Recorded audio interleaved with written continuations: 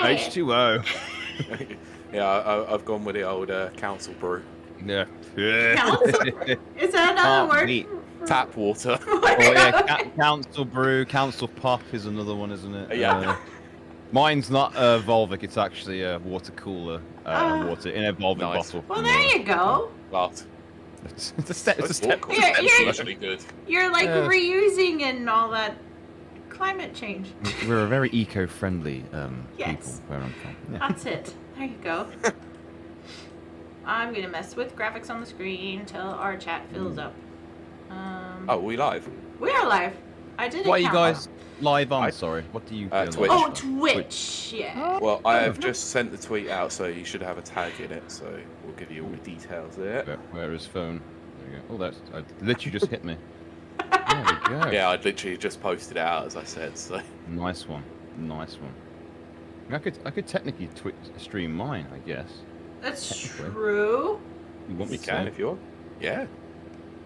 Right. Let's hope it doesn't destroy. The internet. Yeah, I don't. Have we ever had someone do a restream before whilst they've been If on? you don't want me, if you don't want me to, I think because I'm using my camera on Discord, it doesn't. Well, there you go. It'll be on screen though. There's a hosty thing. There's a host thing, but I'm not sure how it works. Yeah. It'll be on screen though, so it doesn't really matter because you'll still be on screen. You know, if that makes sense. So the camera will be there. Yeah, we're more than happy to do a restream. I'm not more eyes on it. I'm not going to complain. Yeah. Money, please. Right. Hello, chat. Money. I'm pretty sure we've only ever had one Twitch payout in our entire time. That's one more than me. I'm just going to quickly adjust the border, so we've got a nice hot orange border. Oh, nice. I'll just quickly whack it. Let's go live. Here we go. What are you doing? I'll just put chatting with. Come on. Rapid Reviews Radio. Yay! Let's see.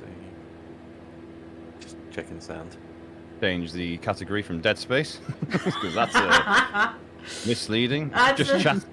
That's another way to say it. Yeah, it's just chatting. This isn't Dead Space. There you go. Voice acting. Yeah. Is podcasting an option on?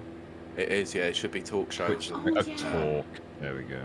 Sport talk or music talk. Yeah. Or people talk about other things, guys. Game talk. Sure. I mean, it's Twitch. Surely game talk would have been I've got talking, and they're the only two that came up. That's so weird. That's so odd. People play games on interviews. There we go. Yeah, there we go. There we go. Right, there we go. First of all, our chat has arrived. Hello. Here comes the cavalry. Yes. Here comes the cavalry indeed. Right. Bring all your friends. Tell your friends. Right, there we go. Let's get Discord up. There we go. Right, so hopefully, that would be a big idea to check how it looks on my phone real quick. So I'm like, oh, it's just my desktop. That's one of my greatest fears. Is I'm gonna actually switch over and it'll be my desktop. Someone's just given me a follow. Hold on, I'm panicking. I need to check. I heard the sound cue. Oh, this is also last minute. I wasn't prepared. I'm sorry. It wasn't last minute because I've known for weeks.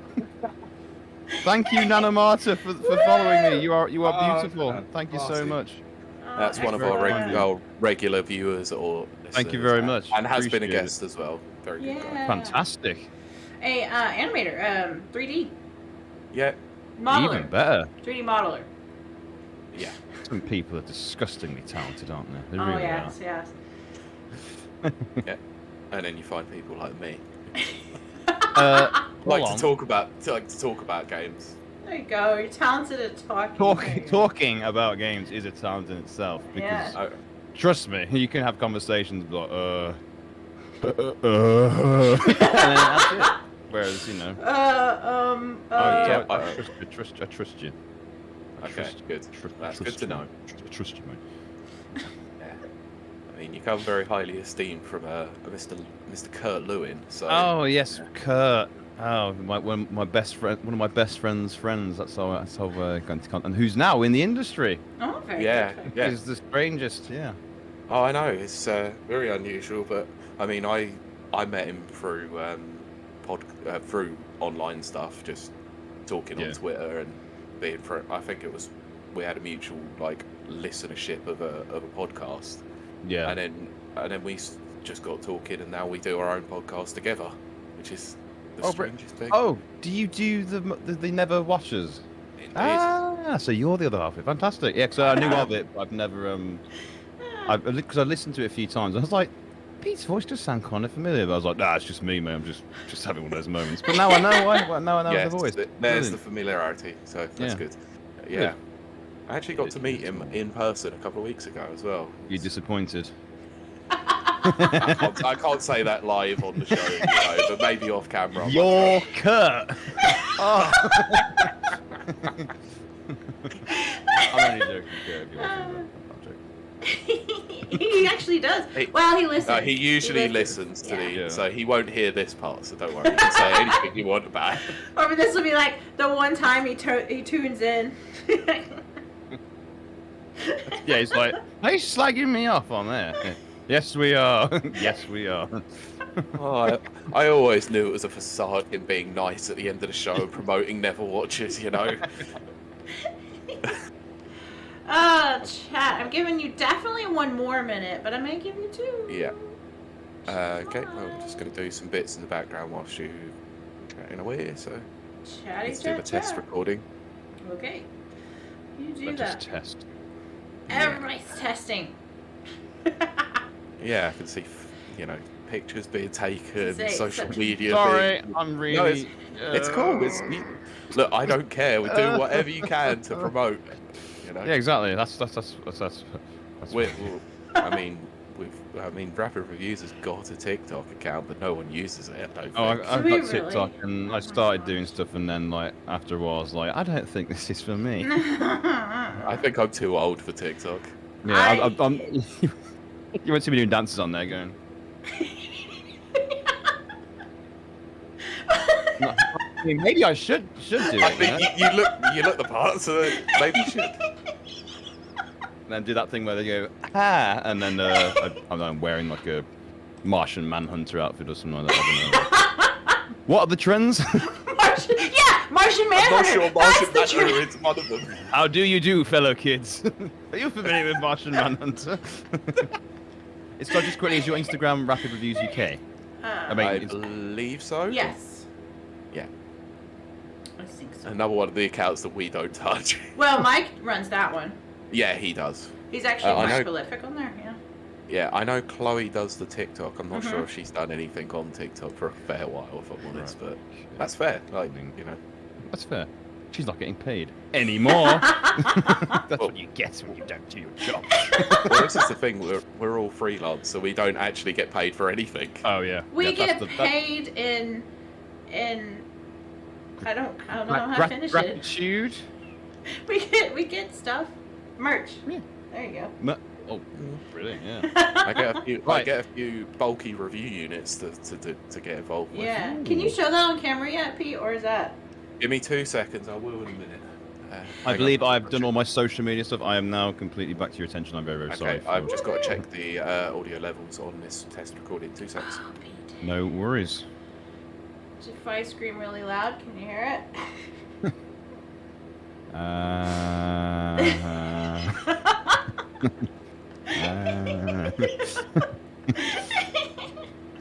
Oh crap. Keep hitting my mic. There. My headset mic side letting me down, so I've had to put it on early retirement for a while I use my fancier mic. Well, see, mine's the opposite. My fancy mic died. No excuse. It just flops down. So, It's like I give up. Giving up. It's like, Yeah, exactly. What's he got? Ah, there we go. Look at that. Pete loves fighting games. So wow. That's very cool. A review piece.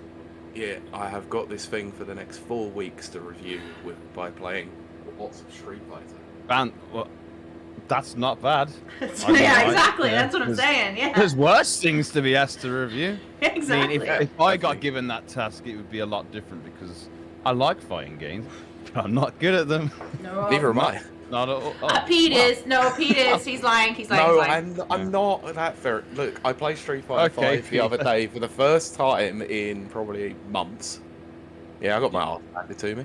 Yeah, but you still said it's the first time you played in ages, so you got to warm back up. I bet the first match was a bit rough, and then from match 2 to 700, it was just non-stop pain being out on Pete's side. Yeah. I got one victory. One's better than none, man. I was gonna say. Yeah, that's true. That's true. I'm a button masher myself when it comes to fighting games. Mortal Kombat is button bashing and just non-stop uppercuts if possible, or yes, or crouching, leg punch. That's what I used to do to basically win the games in Mortal Kombat. Gotta win, man. Gotta win. Yeah, gotta do what you gotta do. So, do we want to start show, or do we want to let chat? I'm good to go. Okay. Chat will filter in as we record. They will, yeah.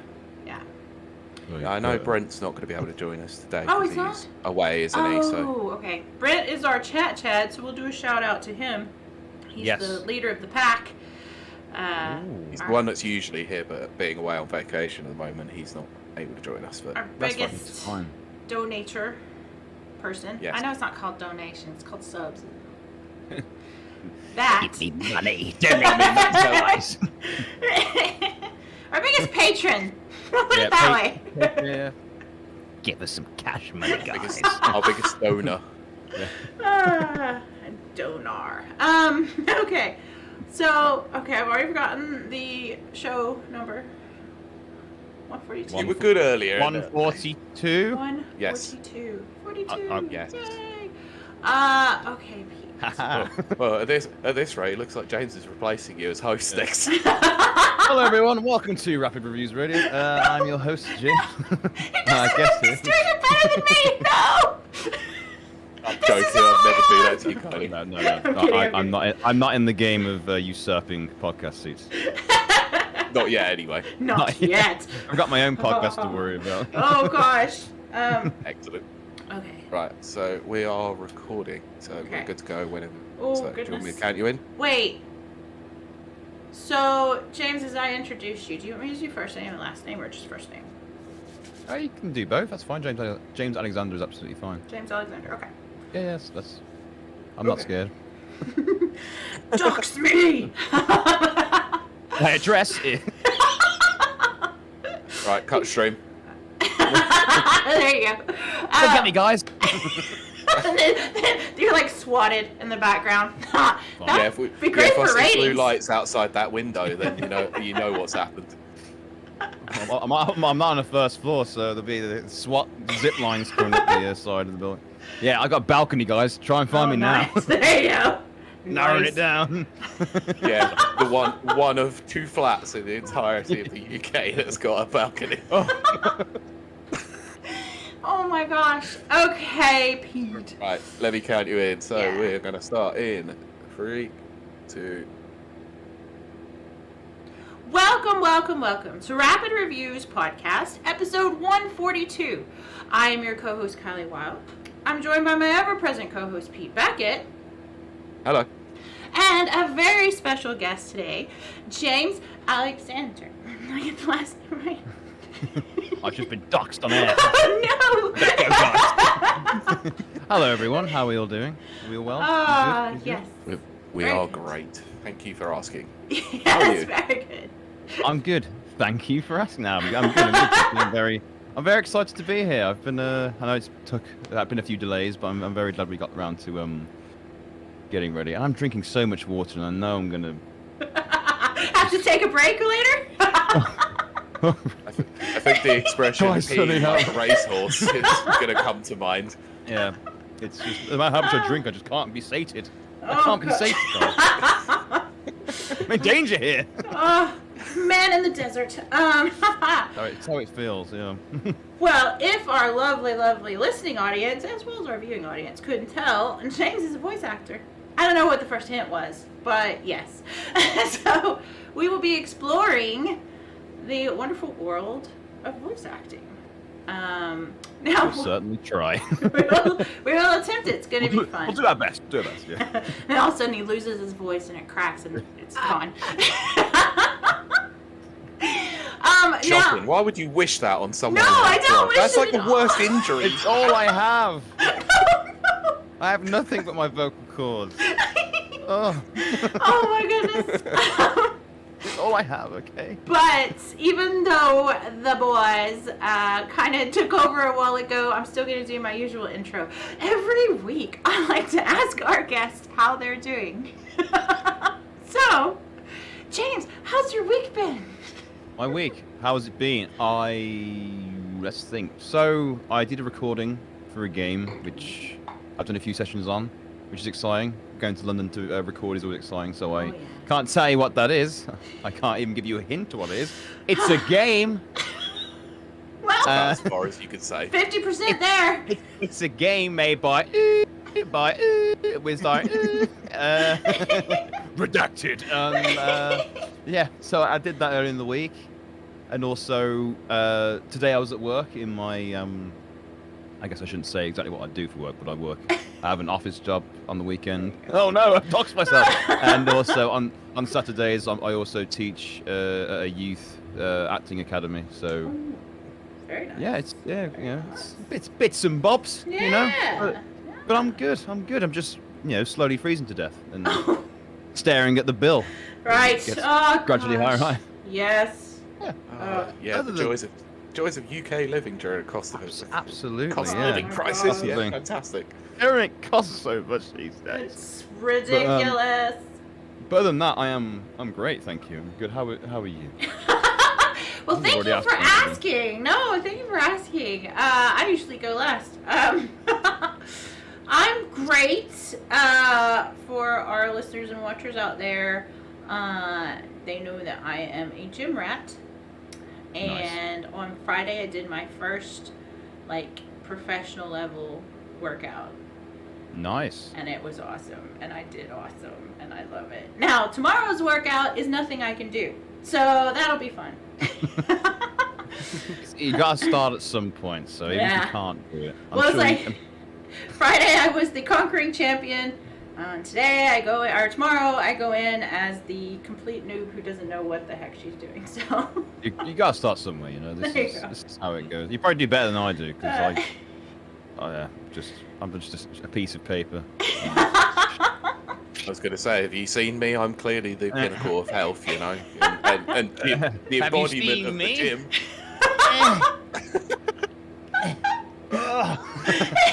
Yeah, I might be able to squeeze a little bicep there, you know. If I move on my bodily mass to my arm, it might just, might just represent a bicep. A child's bicep, but a bicep nonetheless. So Pete, that leaves you. How's your week been? It was weird being last, isn't I it? know, right? 21st century, Pete. Get used to it. Remember, if you're not first, you're last. My time has come. Yeah, my week's been alright. It's just been very busy. Been working all week. I had to work over the weekend this weekend as well, so Fun. bit of a rarity. So, other than that, been thoroughly preparing for Game of the Year, so I've managed to buy another game to play. This time I am playing Sifu. Oh, yes. Have you started it yet? Yeah. I bought it today because Oh, it was on sale, so I'll be starting it at some point over the next couple of days. Very good. Exciting. I've heard it's very good. I've not played it myself, but I've heard it's... I've heard good very game. good things Yeah. about it, so it was one of those games that I looked at and I went, I need to sort of get involved and play this before Game of the Year to see if it's actually going to come up in my list.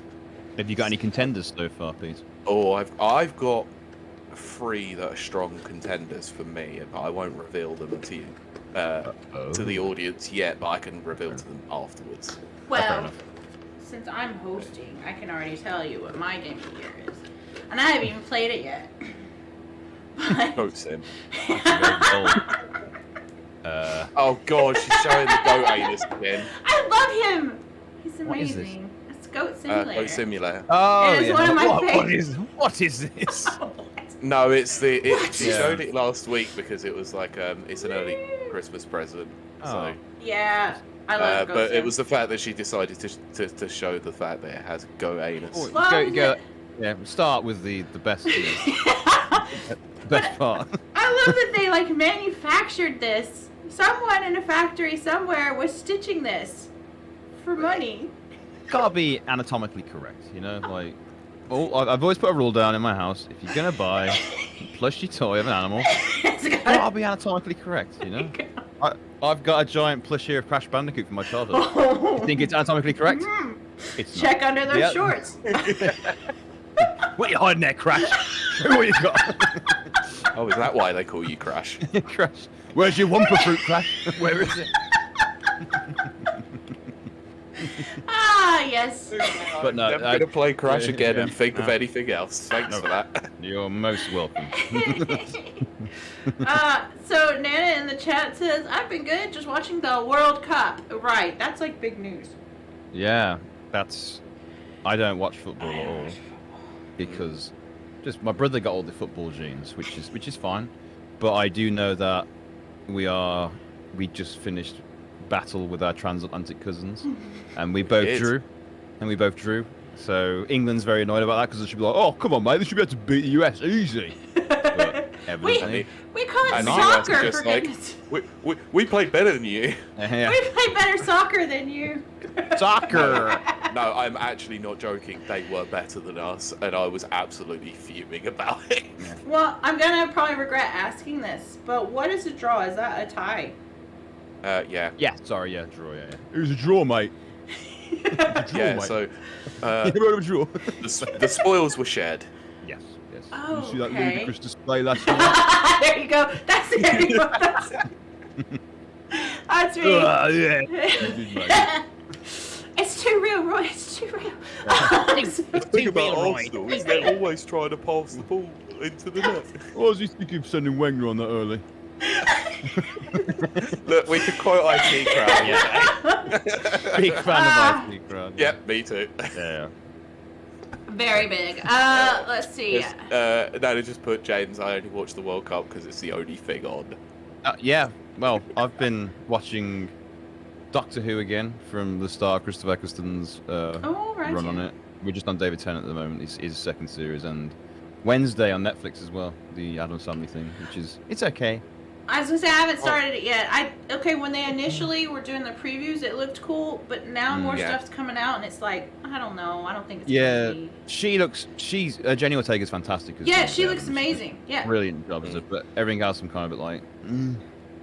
I'll Yeah. be honest with you, I But, lost interest in that when I saw that Tim Burton was involved, and I'm like, He's kind probably of the perfect person to have Yeah, to you do the like him or you Wednesday don't. series. You know, Yeah. I mean, I he has liked the him back in the interest. day. But, yeah. His stuff was better back then than it was now. But doesn't mean he won't come back. But Right. yeah, more recently. Plus, Yeah. Brienne of Tarth is in there, so. Oh yeah, Brianna Tarth is in there. Yeah, so I usually am like, okay, I'm there. But The tall woman. Exactly, big woman. That's it. Big woman, sorry. Yeah. But yeah, I just like, I don't think I'm gonna watch it. But Fine. but again, every week I say this, Pete, eventually you're going to watch it, and/or you gotta watch it. I do need to watch Andor. Oh, yes. I've heard very good things about it. It's very good, very good, very good. Hasn't the series at least finished now? It has finished. I think. The Okay. season finale. Yeah. Yeah. Oh, good. It means I can actually binge watch it and not have Yeah. to worry about anything more to come. Nothing worse than waiting to watch a series and getting like 6 out of 8 episodes of the series, and then you somehow catch up before the final 2 episodes are out, and you're like, it's binging work! That was me with It's just- Peaky Blinders. Oh. Yeah. Oh, it's such a strange world that we live in now. It is, It's yeah. like 10 years ago, we were like, oh yeah, we have to wait for a week for the next Whole episode. Yeah. week for It Game of sucks, but we can Thrones. talk. You know? Nope, now it's just like, Whole I'm thing. not waiting more than 2 minutes for the next episode, thank you. I won't allow it. Yeah. Well, that concludes the intro of this show. No. Sorry about that. But we No, are. we like to Cool. have a good old jolly chat with Yeah. start things out. Like, Cool. no, it comes back to a podcast, or someone that you spoke about ages ago, Kylie, wasn't it? Where they said banter in podcasts shouldn't exist. Yeah, I'm there was a no, vote. Yeah. get out. People are like, they did a poll, should banter exist or not? And a lot of the podcasters were like, no, banter shouldn't exist. But like all the listeners were like, yes, please. Yeah, so- Gives you a get. personality. Yeah, like on the podcast we do, it's basically it almost revolves around it being banterish all the way Right. through. So I think, and I think it shows kind of the relationship between the hosts better if there's, Yeah. you know, I mean, I get there's like very educational podcasts where it's like, you know, like a history lesson, which is fine, you know, because you know, but I guess there's a podcast out there for everyone though. So you know, if you don't like Yeah. banter, go somewhere else, you know. But, I like it. You know, I love banter. So do I. I really do. I wouldn't have the show any other way if it wasn't some banter at the start. Yeah. Oh, whoops. I got a little echo there. Give me 2 seconds because my brain is not functioning yet. It's because my brain is not okay. functioning yet. It's the wine. You know I was what? just gonna say, It literally it's actually is. Well, at least it's not the whiskey from last week. Oh my gosh, I don't think I can do that again. That was crazy. Because see, I'm on No. keto and whiskey's keto, but wine isn't. And I'm a wine drinker and whiskey was just too much. No, I don't really drink whiskey. To be honest, It was too much. Like Yeah. one little whiskey and Coke was okay. But I think I had like 3. So it was a Welcome fun to episode. Sunday night I recording. was gonna say, We got work tomorrow. no, Whoa. I have a workout I think- tomorrow. I don't know what I'm gonna do. Yeah, I was going to say it was even worse, but it was Sunday afternoon. Oh my god! Yeah, exactly. Okay, so we're going to swiftly move on, and I'm actually Yes. gonna turn this over to Pete for a second. He's gonna explain a little bit more about who James is and what he's doing here. Well, Please tell me. Okay. We have him Let's do hostage, this. tied up, for our listeners at Well- home who can't see. I mean, well, I was going to say let me introduce our guest, but why don't James introduce himself? You know, I can only go so far and say I've done a little bit of research on you, but I would rather hear it Ooh. from I'd like yourself. to know what the research is. But Yeah. Scrolling through your IMDb page. Oh yeah. Yeah. Oh. Oh, I'll sorry, everyone's read. done that. Yeah, my name is James Alexander. I was about to say my age. I was born in the year of and I'm a voice actor for mainly video games, but I've done the odd bit of animation as well. I've been in the business, you could say, for about officially 5 years from when I started pursuing it, but Very good. full on for about a year. But yeah, in terms of the most work I've had, it's been about a year so far. So 5 overall, 1 kind of full time. So yeah, and I do voices in games you may or may not know, and it's a lot of fun. I'm very lucky to be a part of it. Oh, it's weird when someone asks you to explain what it is you're doing. You're kind of like, I'm making the What do I talkies. do? I can't talk. Yeah, that's kind of the long and short of it. Yeah, I'm James Alexander. I'm a voice actor. Ooh, there you go. Perfect. Okay, Hello, so hello. right. So my first question is, how did you Okay. get involved in the in voice acting trade? Right. So the interest in voice acting's always been there as a kid. Like I was always mimicking voices in games and making what my family would deem weird noises, which is fair, completely fair. And yeah, so I always grew like I played Time Splitters was a big Oh, there you go. because there were so many characters in the game with weird voices and stuff like that. Like you had, you know, like you had like Cortez and all the privates and RoboFish, which the noise made was that was the noise he made, and I was like, I can replicate that.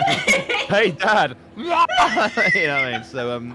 So yeah, so for a good few years, you know, just loved mimicking voices from games, and then the true like time to start. It wasn't like a lucky opportunity and like that. I was about 2 years into working at the supermarket Aldi, and I said to myself, I need to. I just left uni, and I kind of I went straight out of uni into working at Aldi, and I was like, I need to at least pursue something that I think I might be able to do. You know, at least try and do something creative in that regard. Because I went to uni, I did like media production, so I did radio, and I got into hospital radio, so that was a good like port for doing voices and voiceover more than anything. They weren't really for it's a hospital radio, so I don't think people who are ill in bed would appreciate it. Guess what, everybody? Good evening. I know you're feeling ill. How's it going, guys? I don't think they'd appreciate anything like that. So I did that, and then I started looking into how to kind of start getting into like the voiceover market in the UK or in general, and then it was this massive case of trial and error of seeing, you know, avoiding pay to, you know, apply to job websites, because there are some, and I was part of one at the start because you're like, I need to have opportunities somehow. And then so yeah, it started with me buying a mic. Well, my dad bought me a microphone for Christmas, which kind of was a decent. It was a Zoom H4n Zoom recorder, which was, you know, good quality and good to take about with you. And then it was just kind of slowly building up like a profile online, and a big thing is recording a reel. So I wrote a reel of characters, like animated characters, and I'm sure if I listen back to it now, I'll be like, but so I did that, and then I put it on like an acting profile online, and then you just look for various like opportunities online, and eventually I did an audition for a game through Facebook, and it was of all places, weirdly. That's crazy. And yeah, and I did this audition, and like most auditions are about 1 to 2 minutes long for voiceover, depending on the script. My first one I did was 13 minutes long, and I said to the guy who did it, I was like, is this a bit too long? He's like, no one's going to listen to a 13-minute audition. So I was like, okay.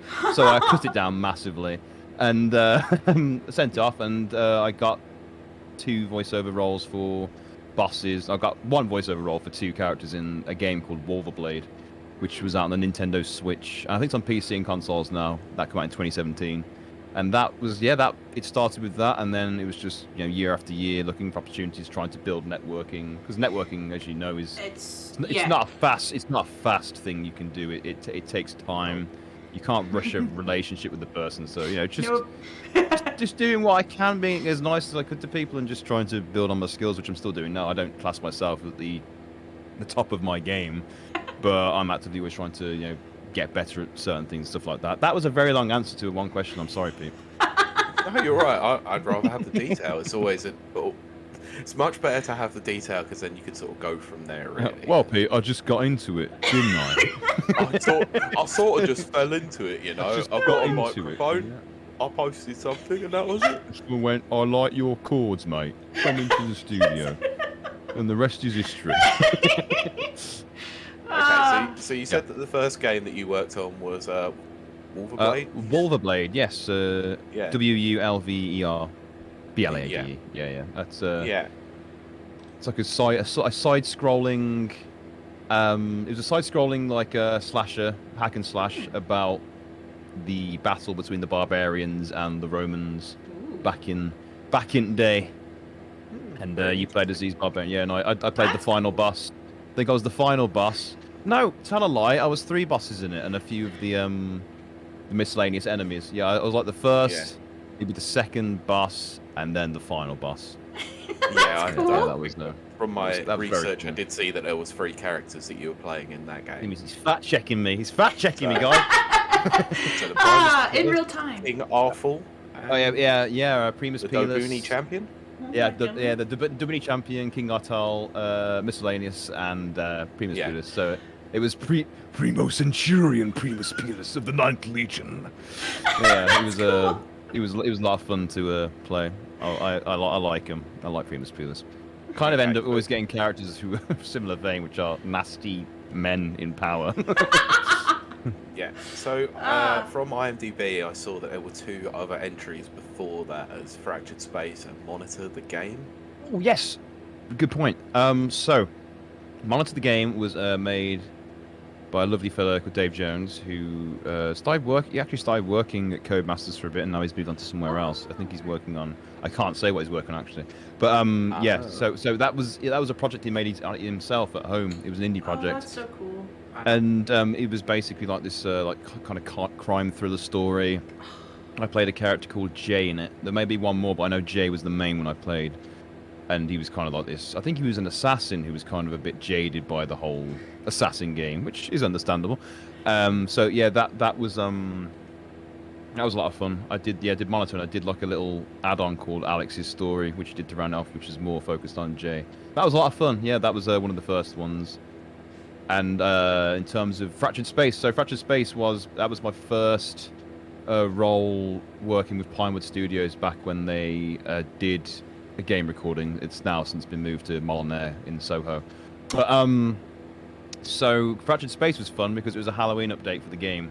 I think support for Fractured Space it's not a dead game, but they're no longer releasing more content for it. Oh, okay. But it was two characters. One was called Frank Torrance and Max Damien, and they were like this evil kind of, almost kind of like Chaos from Warhammer kind of.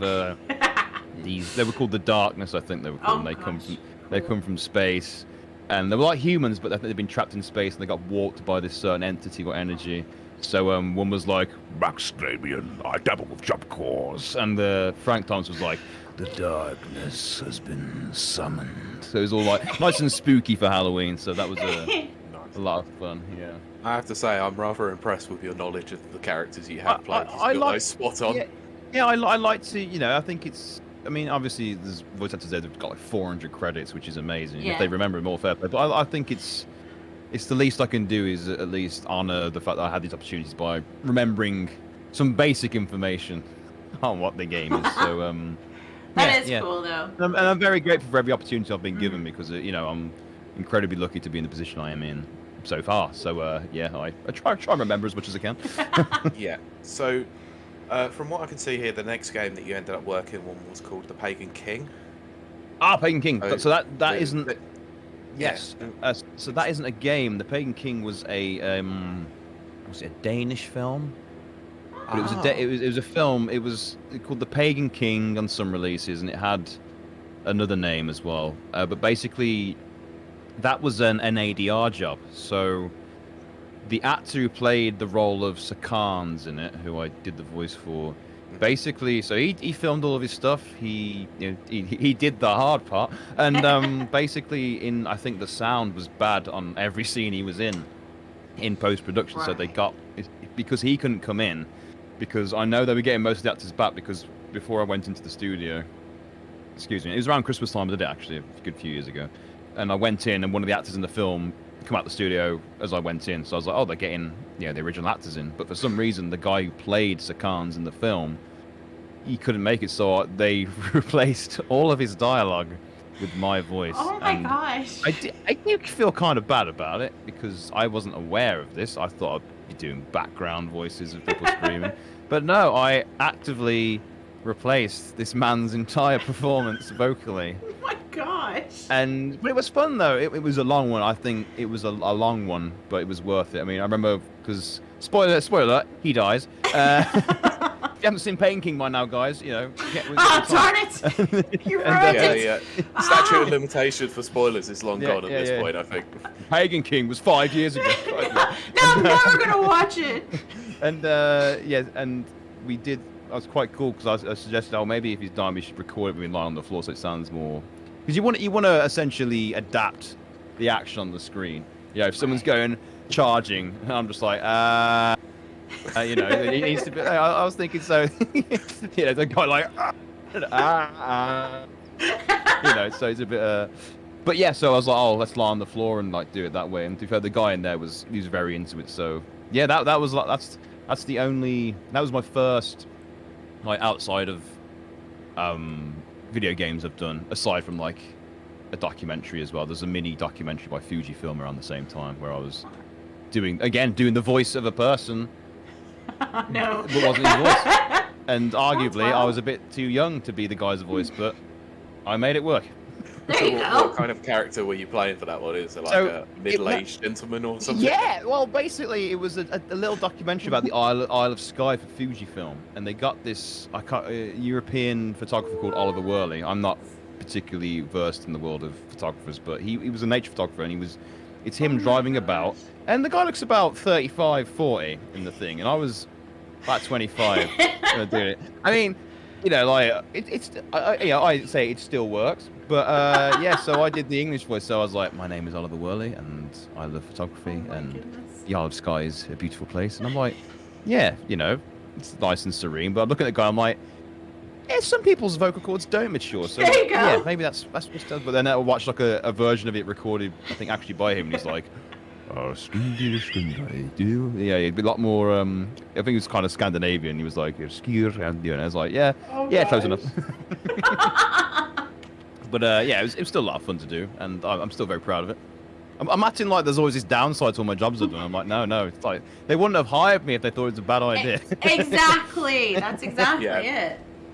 Yeah, so yeah, that was one, yeah. I don't want this to feel like I'm just basically essentially just going down your IMDb I list. don't mind. I'm happy But- to talk about it. You ask what you want to. Well, But that within is- reason. So, Within reason, guys. so the next thing I can see that was on your list from 2018 was being involved in what I would say is quite a major video game franchise with Hitman 2, where you did quite a lot of additional voice work for that. Yes. So, can you tell me how you actually got come to be involved with that, and with IO Interactive? Well, so this was first thing. It was recorded at Pinewood Studios again, back when they were doing games, and the audition. When you audition for something, you never really know what it is, unless they leave some quite noticeable lore things in there, and you're like, hey, I know what that is. Which sometimes is worse because you get more excited about wanting to be involved with it. But they were looking for American accents for a crowd scenes even. So it was interesting. So it wasn't. For that game, at least, I was in the studio with about 20 other people. It was like a mass recording, but it's still classed as additional. It's classed as crowd additional voices, and additionally is you record a singular line, but for a character NPC walking about. Crowd is everyone going, oh my god! So so we get in there, and we're all like, oh, I wonder what this is, and then they put this picture of Hitman on the screen, and I'm like, Oh, nice. yes! Wow, okay. So that was. Yes! That's I've made it! No. Oh, damn it, you ruined my question. I was going to say, it's like the moment when you were like, I finally made it. Oh, no, I don't think I'll ever have that moment. But, yeah, it would be nice. Yeah, but, no, but... so, yeah, so we were in there, and basically they're like, right, so we've got all these different levels. We've got one like a racetrack in a neighborhood. I can say that because the game is out. Yeah, And, exactly. you know, I'm like, hold on, am I allowed to say this? And then, yeah, so they did that, and then, so... How it would go is they'd be like, right, so at this point we want general crowd ambience for like a race course. So they put into like groups of like 3 people, and they walk about this boom mic, and you're like, well, I'm really excited to see the race today. Like, oh, that Mirage is gonna crush it. Like, the way it spins those wheels, it's like, yeah, dude, it's really great. And then so they go about just listening to you like recording, and then they'll do one like, okay, now everyone sound a bit more worried. We want worried sounding. So you're like, you see that bald guy with the bark on the back of his head? It's really weird, right? Nah, don't worry about it. It's absolutely fine. And then like it's like escalated to just nightmarish panic. It's like, you know, so like, but different states of kind of rest amongst the crowd, and then it would be the odd line like, "Hey, look at that guy over there! Hey, get out of my way!" and stuff like that, you know. So I'm guessing that was sort of based on the different sort of alert system. Absolutely, in terms of the yeah. game. It'd be like you can't come through here, and then it's like, how many times I gotta tell you, you can't come through here? And they'd be like, what the hell are you doing here? You know, I've been kind of like up and down, and then the odd death scream and stuff like that. So. Yeah. Kylie, can I ask you, how's the American accent? That's pretty close. I'm not kidding. I wouldn't Yeah, have questioned it. It's been a while since I've done an American accent properly, but I'm trying to keep it as you know as realistic as possible. So Just speak real slow like that, yeah. and put lots of ums in it. Yeah, I won't notice. I'm American. Yeah, sure. Why not? I've got a passport. That's pretty good. That was one of the earliest accents I kind of focused on, because watching films and mimicking them. It wasn't ever a period where I was like, yeah, it's just kind of like, it just kind of come a bit more naturally to me, because I was like, I've been doing this my entire life, playing games. It's easy. And then you got to do the southern one a bit more like this. Well, damn. You know, so that's always fun. No. I'm from Texas. You can't do I was gonna say, does that feel like being back at home? Sweet memory. I didn't realise. I didn't. Yeah. I wasn't briefed. I No. wasn't briefed. Yes. No, I blame no, Pete. that was I blame hilarious. Pete. No. I'm part of the He's got goddamn everything. plan. I kid you not, though. I've said this before on the show. Red Dead. Oh, I forgot his name. Roger Clark. Roger Clark. Thank you, Pete. Roger Clark. I don't know how he did it. He's an Irish-born guy that Yeah. was raised in New York. He did an accent that was identical to where I'm from, which is East Texas, West Louisiana. I don't know how he pulled that off, but it is, bam. He's an incredibly talented amazing. individual, though. I mean, he's changed how most people say the word boy, or good boy, good girl. Now everybody's going, good boy, good girl. What the hell are you doing around here? Oh gosh, now I am back home. Unless you didn't play Red Dead and you've played God of War instead, and you've just got Christopher Judge's boy. Yeah. But see, now what stands out about both of those actors is that they're doing mocap as well as the voice. Yes. Yes. Yeah. Full So- performance capture. Performance capture, there you go. Yeah. But James, do you ever see yourself doing something like that?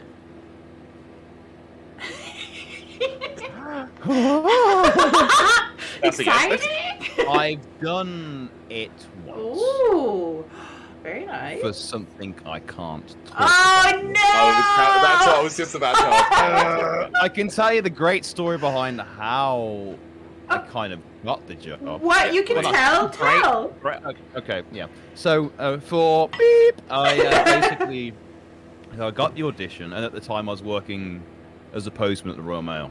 Right? Yeah. This was about 3 years ago now, and so I get a message saying, "Listen, it's really urgent.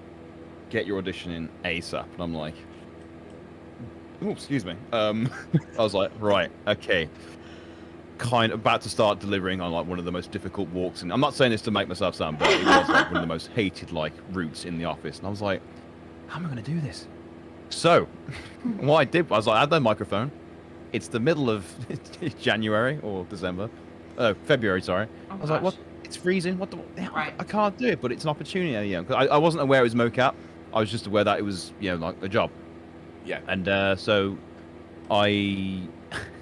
so in between posting letters through people's letterboxes, I was ducking like into people's alleys and going like, "Look over there, the rebel plane." Oh my god, you know. And then I'd be like, "Right, that's one line down. You go to the next one." Oh my And you'd be like, gosh. "Everybody, keep your head down. Follow me. Next house, a few more doors, another alleyway. What are you doing? Get out of there!" And then keep going. And then and then I edited it into a video. I sent it off, and then I was doing like a full day of posting as well. So I sent it off, and I was like, "It's the best I could do." And then I was doing like an evening shift at the post office as well.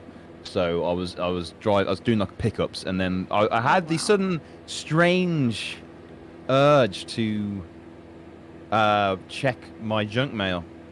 I mean, I do anyway. You know, like if you're doing voice acting, you should always check your junk anyway. And then I had this email saying, "Hi James, so this is what we want to offer you." And I was like, and I saw it was related to the thing, and we're like, "Can you be on the plane to Sweden tomorrow morning?" I was like, Whoa. Okay.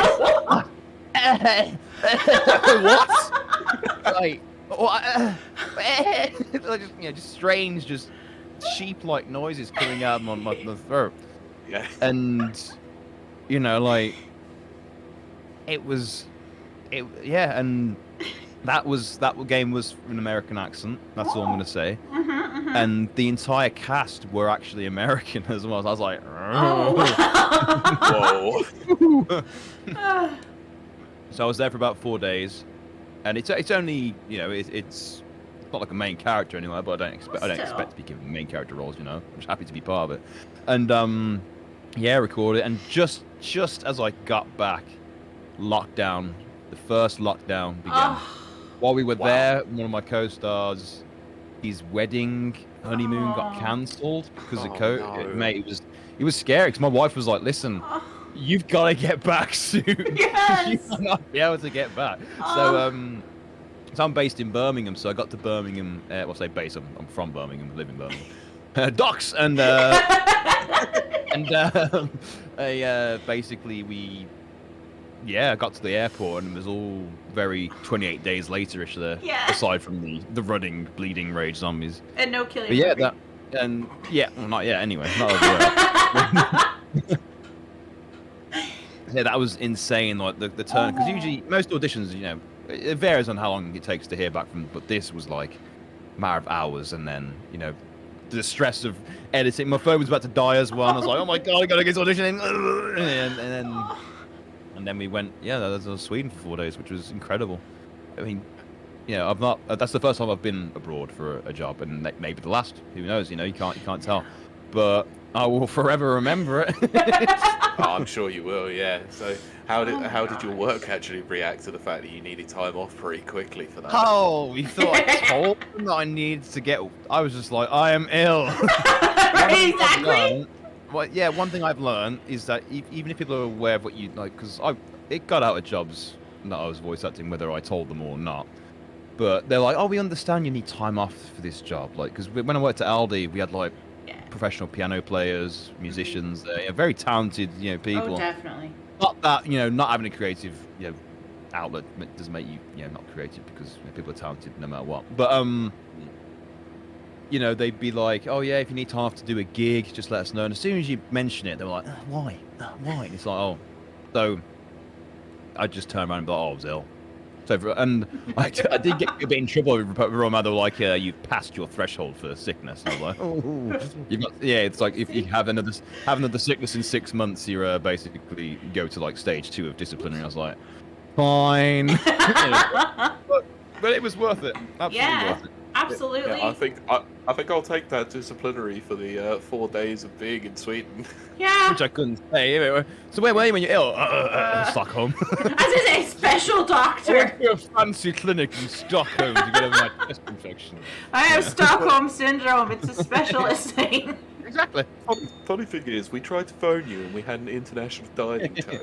Oh, my phone's been it's been playing with a lot lately. Someone stole it. Someone cloned my number and used it elsewhere. Yeah. Oh, it keeps happening all the time. but yeah, that was an incredible experience. Like, Oh, I bet it was. Yeah, it was absolutely mad. So, your next... I'm going to skip a little bit ahead, because there's a couple of things notable on here that I want to talk about. The first one is, what I wouldn't say it's your first foray into movies, because obviously you've done a couple, but I would say it's maybe one of the biggest ones that you've done, is Rocket Man. Rocket Man! Oh my yeah, goodness. so Rocket Man was, again, it should be down as just like sound department additional voices. Additional voices, yeah. I, So, I haven't sold myself. Yeah, I haven't put like, because there's one guy's on IMDb. He's got. I for a while I was like, I want to. I mean, I'm not officially credited, but I was like, I want to at least have it down that I did work on it. And like, I looked at the IMDb because I kept on getting rejected. And then there was a guy who was credited as Cool Guy, and I was like, come on, the Cool Guy gets it. And additional voice, isn't there? Anyway, so yeah, that was very cool. We basically spent again, it was a crowd job, so I was with another 20 people. We spent the entire day just singing Elton John. Oh, that's cool. Elton John. Amazing.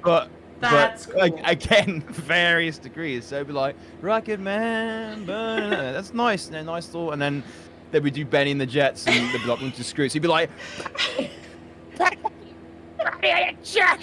then at the end of the day, you'd be like, Jesus Christ. But yeah, it was a lot of fun. And cause cool. I think we were part of like 2 or 3 sets of people, so maybe 60 people in general. There's a lot of like gig scenes in it and concert scenes, so you'd need a lot of people to do something like that. And then we got in, and after we came in for the first, someone was like, oh, you're the lucky bunch, you just missed out doing the audio for an orgy. And everyone was like, what? Oh no.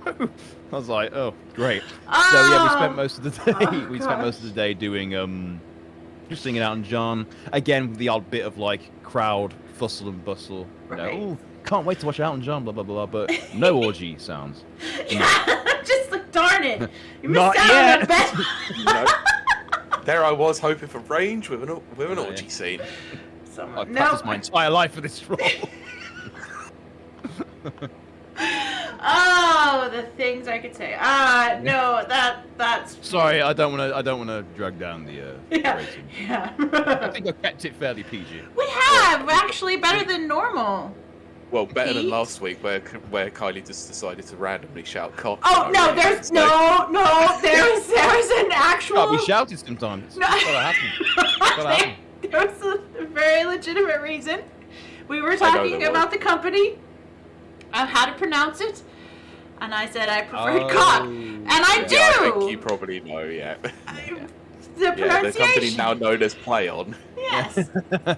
It's like the at the end. I don't know what cartoon it was, but there was always that little kid going "deek" at the end. Yes, I remember it. Yeah, I yeah. remember it. Yeah. Yeah. Ah. That yeah. always made me laugh as a kid. Yeah, yeah. Yeah. Yeah, yeah, Dumb, hilarious. but yes. So, moving back into the games side of things, you had, I'd say, probably one of the bigger roles that you probably have had with Division 2. Division 2 was So- fantastic. Yeah, so that was a mixture of additional voices again, crowd stuff. I was like, it was crowd again. No, so it started with crowd, and then the casting team sent forward like. It was interesting because they obviously trusted us quite well to do the things because I didn't audition for any set characters. I did again like just. You usually get the same lines from the same company. That's like, I'll do battle lines in, it's on the east wall, a certain accent, and you send it off. And then, so we did like again. So the first crowd thing for it was amazing. They got like an empty lot in Pinewood Studios again. They gave us toy guns, Oh my god. and then they split us into teams, and we're just like, just imagine you're having like a street warfare fight. So just as long as you don't go. With the guns, we'll put the gun noises in ourselves. Just do the grunts, the shouts, the orders, and so we did that. That's And that was awesome. there's a picture somewhere of me lying down with a gun in the recording room. I have to find that. And Oh, that's great. so we did that, and then for a good few sessions after that, I was recording for characters like there was Pete the Hyena. Agent Donovan, there's a few others on there as well. Like there's a multiple, yeah. So Pete the Hyena was like they were like part of this gang called the Hyenas, and there was one called Jake as well, I think. And they were like these mad, tweaked out, like gas mask wearing. There's a clip. You actually hear my voice very near the start, and before you go and liberate the White House. There's this hyena who was like, "Just keep your goddamn eyes open. Our job's to make sure nobody comes up from behind."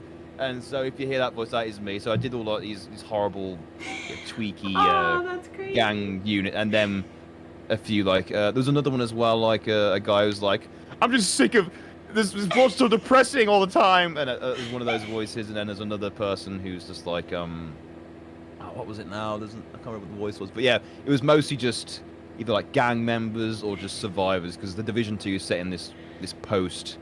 What was it called? There's a flu. Basically, it's a flu that like killed everyone off. Yeah, it's Right. like it's a post-pandemic. Yeah. sort I of, can't remember what the flu's called. It's like green flu or that might be Left 4 Dead. But either way, it was a flu that basically was passed about during Black Friday, which is where the first game's kind of set after it's all Christmassy, and then it kind of decimated America, and it's kind of turned into the government trying to keep some semblance of society going. But yeah, that was a lot of fun. That was the first time outside of Warblade, video game wise, that I was doing kind of like singular characters. There were still like NPCs in the game, Yeah. but it was you pick up an audio file and it'd be my voice. And I played Division 2 a few years later for the first time with a friend. And I remember picking up an audio file and I was like, hold on, I know those words. I was like, huh? Gotta record this? Yeah, so it's a nice little surprise finding the voice in there, but there's a lot of people involved in it, so there's a lot. You can find probably a lot of voice actors in England or the UK even have probably got like a small or large credit on the Division 2. Yeah. So when you actually did go back and play the Division 2, did you, Yeah. when you played the campaign, did you go wait for all the credits to see if you could see yourself in there? I did. You know what? I didn't. I probably should. You know what? That's a good point. I haven't checked that actually. Oh my But goodness. I imagine. I hope I'm in there because I did do a little more substantial work for that game. But I think that I'm going to go for the credits now for that game when I get the chance and see where I am in there. But oh no, I'm getting paranoid. But no, yeah, it was a great experience though. That was the first major kind of at that point the longest I'd done on a project. So I was coming back. It was a good few months in between. I think the first from the audition to the actual going into the studio for the first time was about 6 months. So when it turned up, I was like, oh, That's fast. oh right, Yeah. yeah, this is that, yeah. So Yeah, so you've had well, you just described 2 jobs where you've had like a really quick turnaround, and then one where it's taken quite a long period of time. So is there sort of an industry standard for like how long it will be between audition and actually getting a role? I don't. Well, you get usually when you send off your audition, you have we're recording between like November, December, and so if you don't hear anything, we're like mid-December, you're like, oh, didn't work out. I mean, the idea is to not think about the auditions you send off because it drives you mad because you want the job so bad, as every actor does, and only one person can get the role in the end. So it's best to just forget about it. But in terms of industry standard, like it's weird. Like I try not to give a set time in my head because I think I've had so many different ones. Like some have been like let's look at I nearly said it. The one that I went to Sweden was, hours, and then this was, months. So it varies. I'm not had years yet, but I'm waiting on 2 projects at the moment, which I have got the job. But one I got the job in August, but I haven't recorded on it yet because they're still writing. I think some of the dialogue ones. So it's not really a bad problem to have. It's better to have the job and be waiting for it than be like, oh, when are we going to hear back? But yeah, in terms of industry standard, personally, I have multitudes of different times. So I can't really give a definition of what I think the correct time to wait for an audition to getting the job could be because you just no. Okay, so when you do go in and do an audition, Yes. do you know sort of the character you're looking that they want to look for you as, or do they have sort of like a brief of a character, the idea that they want? Yeah. So obviously, the more detailed, the more context, the better, because that can give you more ideas, imagination to put towards the character. So usually, you'll get a lot of information. It varies actually. Some jobs are just like, oh, he's a World War II soldier. He's from, the East End. He's Cockney, whatever. And then you're like, okay, just try and figure something out. Go get him, lads! Kind of like deal like that. And then you've got others that, excuse me, they're a bit more it developed, so you get like a whole context of. So one I did that I can't talk about, I got like a brief about the whole world, the state of the world, the story, what faction I'm part of, what the kind of the feel of the game. We're not taking it too seriously, or we're taking it very seriously. It kind of helps you cater to how you're going to perform it, and then you send it off, and usually you'll get it, and then you won't get more information until you're in the studio. So one of the other games I did, I got the job as like the main one. There's like a male female counterpart playable characters, and I got the male one, which is incredible. But again, I can't tell you what it is, and that was very intense because you are the main character. There's so much more for you to take into account with your delivery based on the character's background, who the writers see them are, because they are obviously like one of the most important people on the screen at that moment. So there's almost less freedom in a way because you've got to drive the story forward. So if you're too much of an asshole, a bad person, sorry. No, That's fine. You're too much of a jerk. You basically you can affect kind of the emotional or just kind of the drive of where the scene's going. So you've got to be very particular, or at least that's how it felt. It's not a bad thing, Again, it's I think it helped me kind of bring a bit more nuance to characters and in that regard. But it's again, the bigger the role, I suppose, the heavier the responsibility. But it was a lot of fun. But yeah, usually going to the studio, you get more information given to you once you arrive. Like you get the job. You've got the back. It's obviously they'll appreciate it if you read up into the stuff they've sent you. You turn up and you're like, oh, I don't know anything, man. I just did the voice. They're going to appreciate it more if you're like, oh, I really liked this part of the plot you've got written down. So yeah, but then you get there and then you'll do a few practice lines and they'll be like, oh, can we tweak that? And then eventually, providing things are going well, you will find like a common ground because it's like a collaboration between yourself, the writers, the directors. It's obviously we're the ones doing the voices, but they're the ones giving the ideas as well and writing the words down. You know, so it's I don't see it as the voice actor is the sole purpose of success to a character in a game. It's definitely I'm part of this vast team of people who are all coming together to make it, because it's I think it's unfair to just discount the writers, the sound editors. You know, it's everyone's arguably, no, not arguably, these people are putting more hours in to this this project than I am. I just come in and basically essentially have the last word in a way, you could say. So you know, the least I can do is give the people their dues, because people they work so hard, and it's helped me see games, because you know when like a game and someone just goes, oh, that's crap. I can't no. Like when I was absolutely been the same way, I approached the same thing about a game, but now I for films as well, I'm like, it wasn't a good film, but people still work really hard on it and put like years of their life into it. So definitely. I have a better understanding of like how many stakes there are really for these people in the team. Like, it's not going to like ruin their life, but they've still put years of their life into a game, and they want to see it work out. You know, because if it doesn't, it's like, why did I spend 3 years of my life on this project if no one cares about it? You know. Yeah. So no one sets out to make a bad game. Exactly. Yeah. I don't think. I don't think so. I mean, Balan Wonderland. Oh, we talk about that quite a bit here. We have quite a few times. I can't judge it. I don't know enough about it, but I just know that apparently it's like the worst thing ever. Yeah, I do like the fact that you've... Yeah, I love the fact that you've kept up the running joke without even knowing it, and we just don't know how to pronounce the name. I've done my research. Balan Wonderworld, Wonderland, who the hell? Balan, who knows? Balloon. Bow wow, Wonderland. bow wow. We've pronounced it 3 different ways. So. Yeah. So Bayland. No, sorry. Yeah. So when you go into your job, your gig, how many people are usually around watching you do that? And is it nerve-wracking? Yeah. I want to know about screams. That's what I want to know about. Oh, yes, absolutely. So, usually, it's about 3 to 4 people. So, for Warhammer Darktide, which I'm so glad I can talk about, it was the writer, Matt, and then a sound engineer in the room. So, guy on the computer who makes sure everything sounds beautiful and all the dials are in the right place.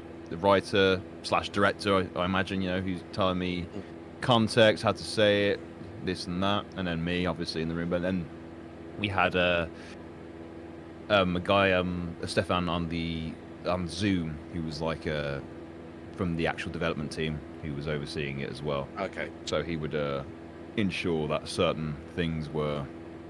I'm so sorry. I ate not long before I come on. I keep working. Sorry. And so usually about 4. Usually about 4 people. But I think the most I've had in a room, like on my own, was probably. It wasn't actually for a game. It was for a Samsung advert I did, and like an online ad. And there was like 4 really like trendy, kind of like very cool like. Kind of, I guess, executives from Samsung who were like there just talking amongst themselves. Oh my gosh. And I was like, wow, these people are like judging me. But not as in like I looked at them like judging me. It's just more like, you know, these people are in, you know, they're all here watching me do this. And I had the sound guy as well, and I was like, yeah, it's because they walk in, they all like turn to look at you, and you're like, hello. Yeah, so you come in, and then so I think the most I've had probably about 4 or 5 people in total. But I think the good thing is, like, you aren't looking at them while recording, you're looking at a screen, so it's like, don't look at them. Just don't look at the disappointment in their faces. No. But that's the most I've had. It's but I think as well, if you have a good, like, you can tell which people are going to be easy to work with and people who are really understanding. Yeah. Compared to people who are just very businessy. I mean, you gotta take it professionally, because it is still a professional environment. As fun as it is doing voices and stuff, you still got to maintain a level of professionalism. And I think it's finding, you know, the perfect balance of having the joke but also getting the job done.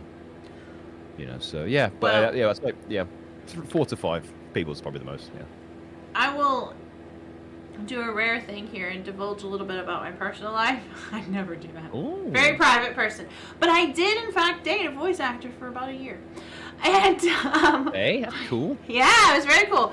And he actually had, in addition to, like, he did a lot of voice work for BBC and like CBBS and all that kind of stuff. Oh, fantastic. Yeah, but he had actually a home setup as well. And that's why I was asking about the screams, because he was like, it's like, when I have to record screams, because he did a lot of anime voice as well. I'd love to do animation. Oh, yeah, yeah. That's not the rule, Chef. Exactly. Nice try. Sorry. That would be his whatever that is. Oh, no. Yeah. Yeah, Range, sorry. yeah. But he would have to go tell the neighbors, look, I'm recording, you know, I do have all the acoustic stuff set up. And then he's like, when you scream, all you gotta do is just take a breath and do it. You just gotta do it. Yeah. Yeah.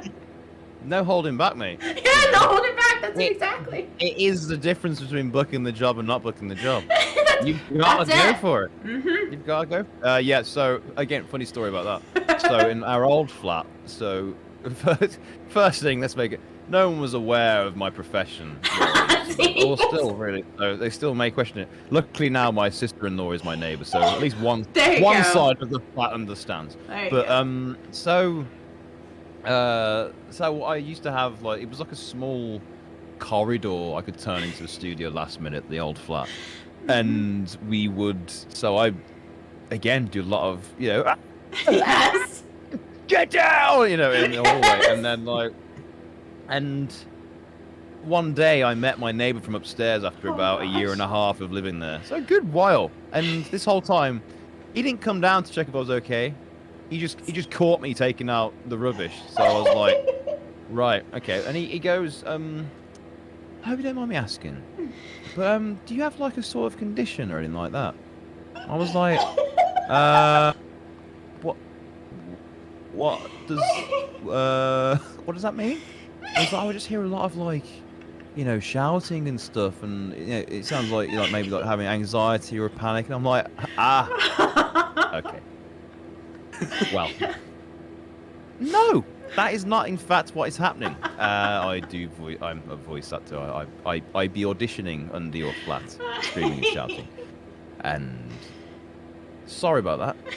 And then I was like, well, he could have come down at any time to see if I was okay. He was really concerned. Right? But he didn't. I didn't actually say that to him, obviously. You could have come down any time, mate. It was okay.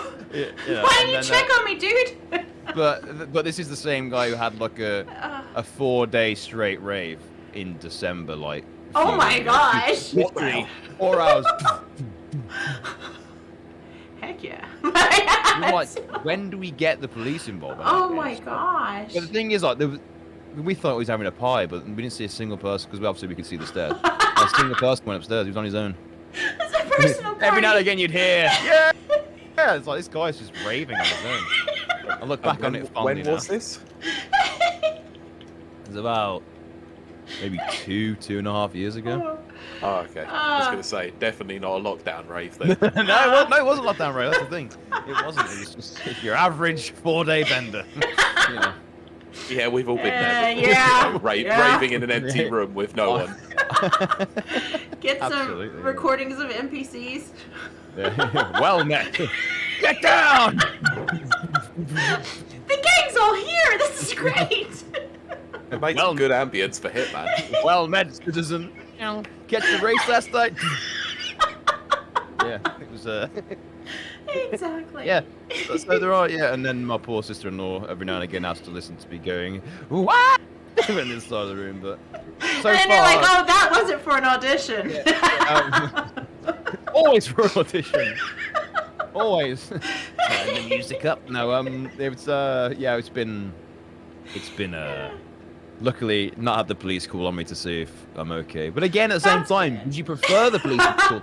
You know, someone cares. But Yeah. evidently no one does. I'm just the noisy, shouty neighbour man. Yeah. You're just that guy that they go, oh, he's off again. Yeah, his poor wife. So that's going to move on very nicely, I guess, into your very healthy working relationship with Codemasters, because Yes. you've done quite a few games with them. Brilliant, absolutely beautiful people at Codemasters. So that was I had an audition for F1, and Right. it was quite nerve-wracking as expected, because it was Formula. It was a big company I recognised. Yeah. Formula One, big sporting racing event. It's like oof. So I auditioned for it, and then the voice director, beautiful man. I won't say his name just to stop the game. Can't dox everyone tonight. Oh, darn And he said, listen, thank you so much for the audition. The entire team loved it. And I was like, wow. So that was the voice of the R&D engineer. So I did that for Formula 1 2021 and 2022. It's the same character. And he was kind of like a working man. He was like, so make sure you get your wheels, Tom. You should probably spend some money in making sure the power supply is correct. He's a very, very serious man, but also, very kind of friendly guy at the same time. He just did what he did. What he did. He does what he does. He just does what he does, mate. He gets the wheels on the car and he goes vroom vroom, and it's all good. No, he was he's just kind of like your friendly. But I was part of the R&D guy. There was me. There was an older sounding gentleman and a French person, and we actually have names in the game. We did like 10 lines of like, my name's Pierre, thanks for joining the team. My name's John. My name's Peter. My name's blah blah blah. So rather than going IMDb and putting Pierre, John, Peter, it was just better to put our R&D guy. Maybe down as Pete R&D guy on one of them, because that was the more central one. There you go. I saw on IMDb that 2021 had it as Ethan. Ethan, there yes. you go. I should probably just change it to just R&D guy up there. I mean, it does say Ethan / R&D operator. Well, There we go. There we go. Yeah. I was on it. Yeah. Yes. So that was fantastic. So they got us. Oh, the tail on. So for that, it was just I think it was a couple of days, and I was quite ill at the time. Oh wow. So. Just general seasonal death that you get. And so I was like, oh no. So I did it, obviously with a bit of that nasaliness. So it's kind of like a bit more like this, but I did a lot more to kind of cover it up. But you can slightly hear it, but it's not like, oh, that guy's dying from the flu kind of vibe. It was just kind of like, there. So then when I come back to record it a year later for 2022, I was like, oh no, I'm not ill. Gotta get ill somehow. So we did that, and it's a continuation. So they took my lines from the first game, moved them into the second 2022 game, and then I recorded further lines for additional options and functions in the game. And that was one of the things I posted on TikTok that got a lot of love. And most people were saying, I'm sick of your guy telling me to pay money to put my power supply on, stuff like that. And someone was like, because it was at random who you got 3 of us at random, so you have to keep restarting this game mode to get my voice if it wasn't the first one you got. Right. And some guy was like, I just keep getting some French guy, and it's like, you get the voice you give him, man. Everyone worked hard on those characters, so That's right. Yeah, there's Exactly. there's nothing wrong with that. Yeah, so F1's great. I mean, I don't know if I'll be going back for any more. That is down to Codemasters. I've had the 2 opportunities on the 2 games, so I'm more than happy, But if I was called back, I'd be absolutely honoured. But it's that was one of the Codemasters things I've done. Yeah. Technically 2, Well, then it's moving on to Grid Legends. Grid Legends. It's very. See, it's going to sound very biased. I'm not massively into racing games. I'm just not great at them. And then when I did Grid Legends, like doing voices in racing games, fine. It's not I don't mind doing that because I don't have to drive anything. But so we did the line. So initially, the first character I was the amateur event engineer for the base game, and I did about 2 races in it, just being the guy in the air.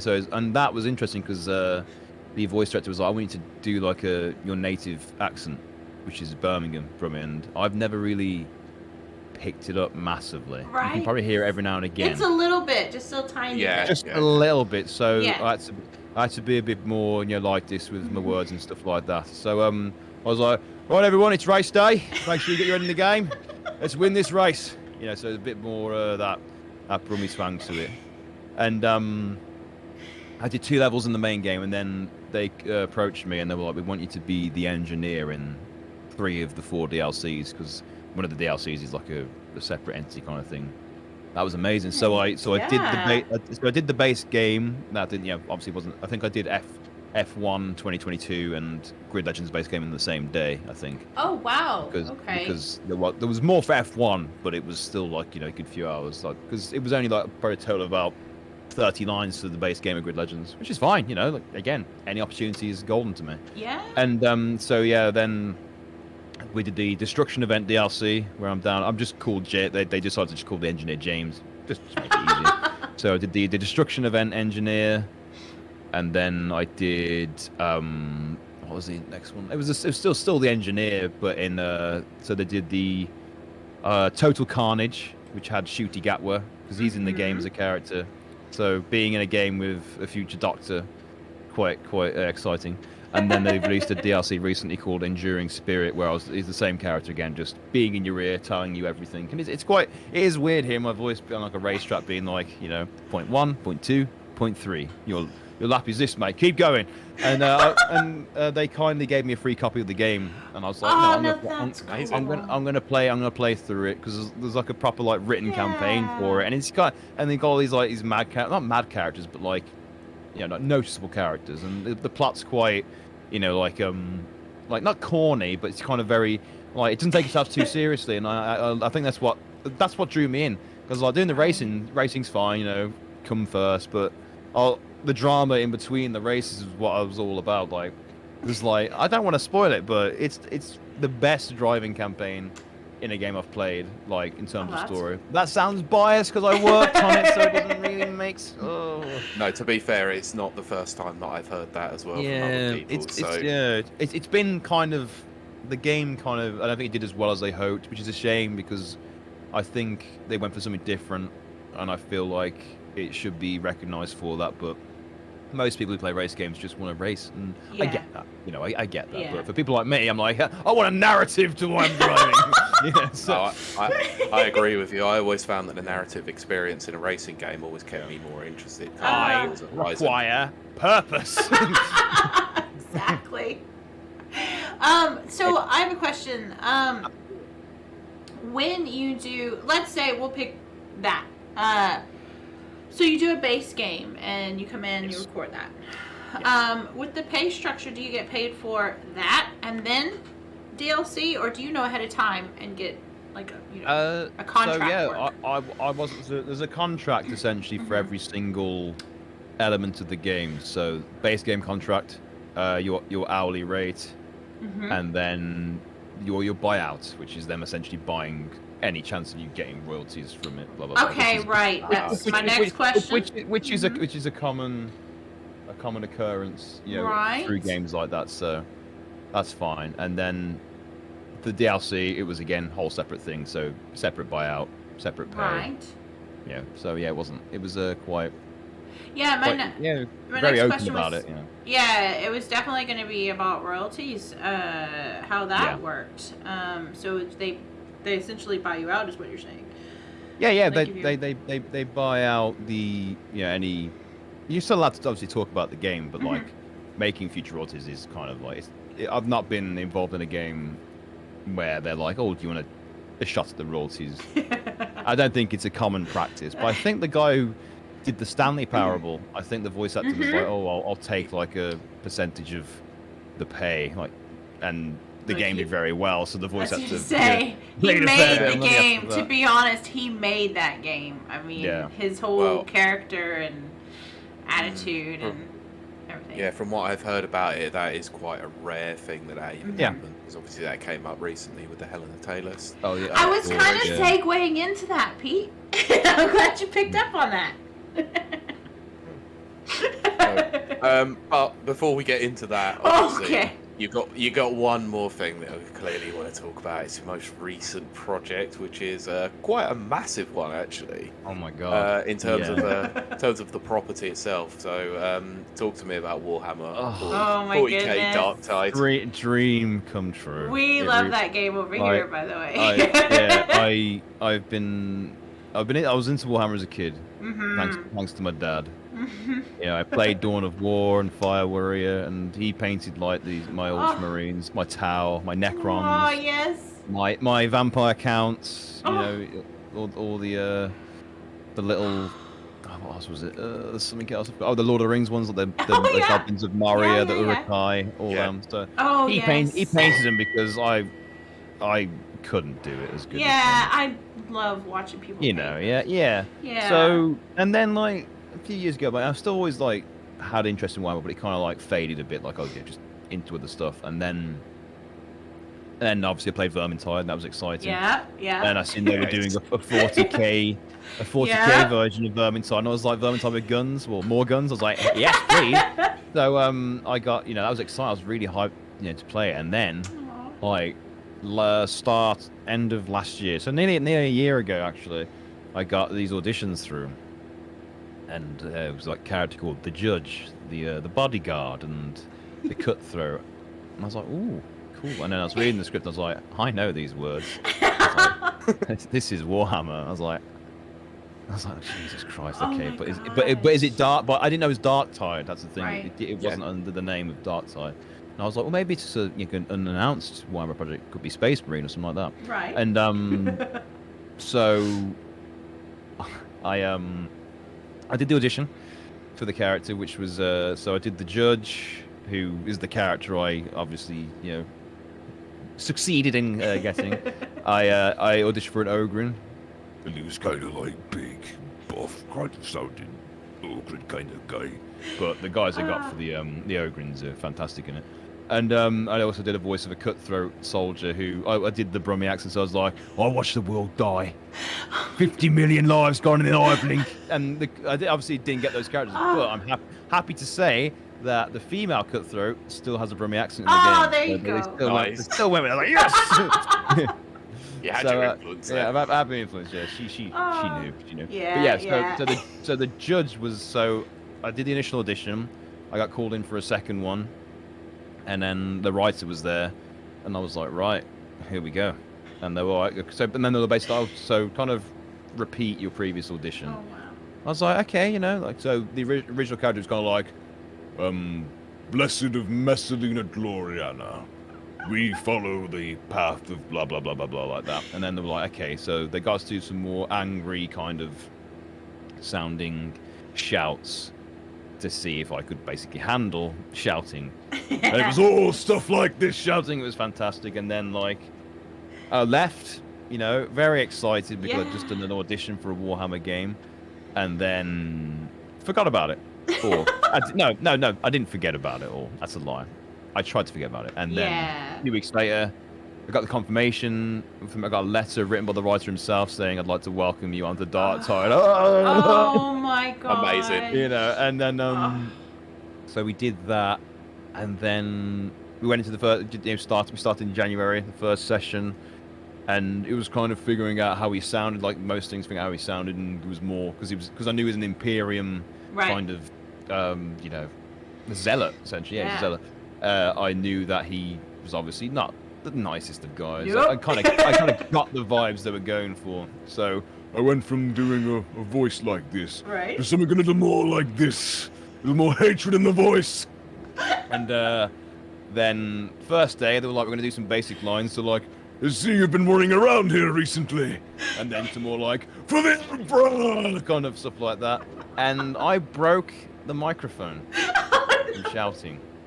Excellent. And Oh my gosh. it's kind of a brag, but it's also Yeah. not when you're working in a professional studio and you break one of their microphones from shouting. It's not happened since, but it's always brought up.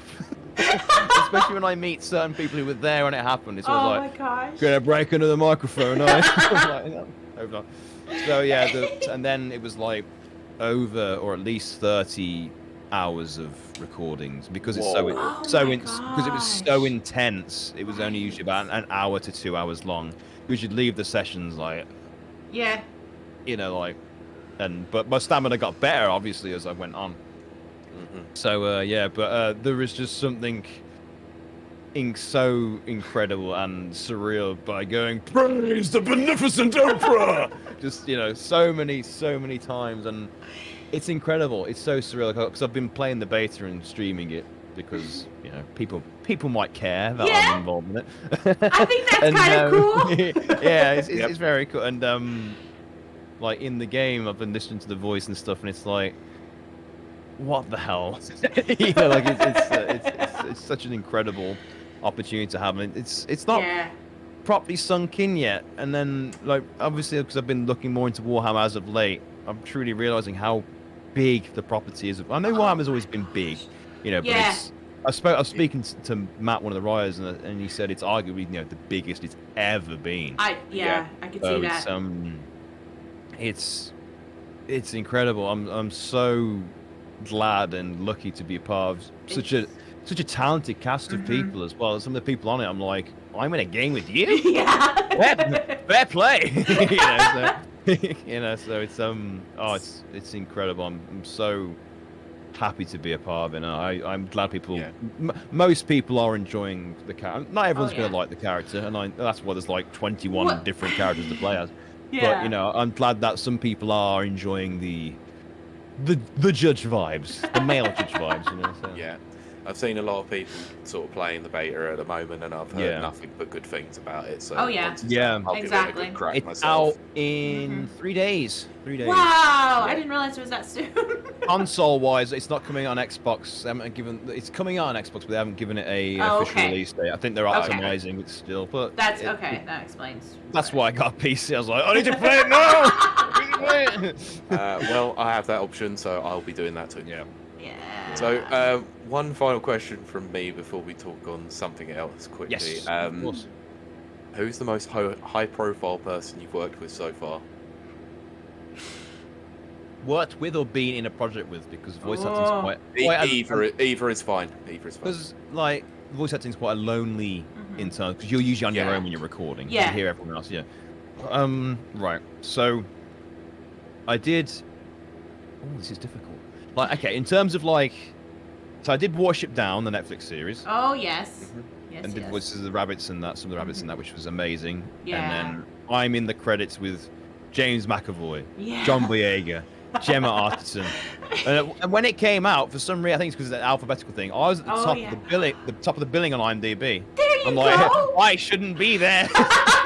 Eventually, someone went, nah, I'm not having him there, and they moved it down. But that, in terms of like just being associated with a project on the cast, that's one of them. But in terms of like Yeah. game-wise, it's interesting. I guess let me think of it. I think I'm done. That I can talk about. I think in terms of like decently high-profile British voice actors, Dark Tide is definitely up there, because you've got people like Neil McCall and who's obviously there's a few veteran Claire Corbett, who's just like she's in Dark Souls and stuff like Oh, that. yeah. You know, Yep. you're in the same game as someone like that, and you're like, woo, fair play. But in terms of like, you know, Rocket Man, additional voices, but you know, Taron Egerton, Well, yeah. you know, yeah, it's like. Yeah. But in terms of like meeting people, the best person I've met, it wasn't technically on a job, but I was waiting to go into a session for Dark Tide. I was talking to a lady in the lobby, just randomly, you know, no. because you just get chatting to people on the sofa. Yeah. And I noticed someone standing next to me, and they're obviously trying to get the attention of the woman I turn.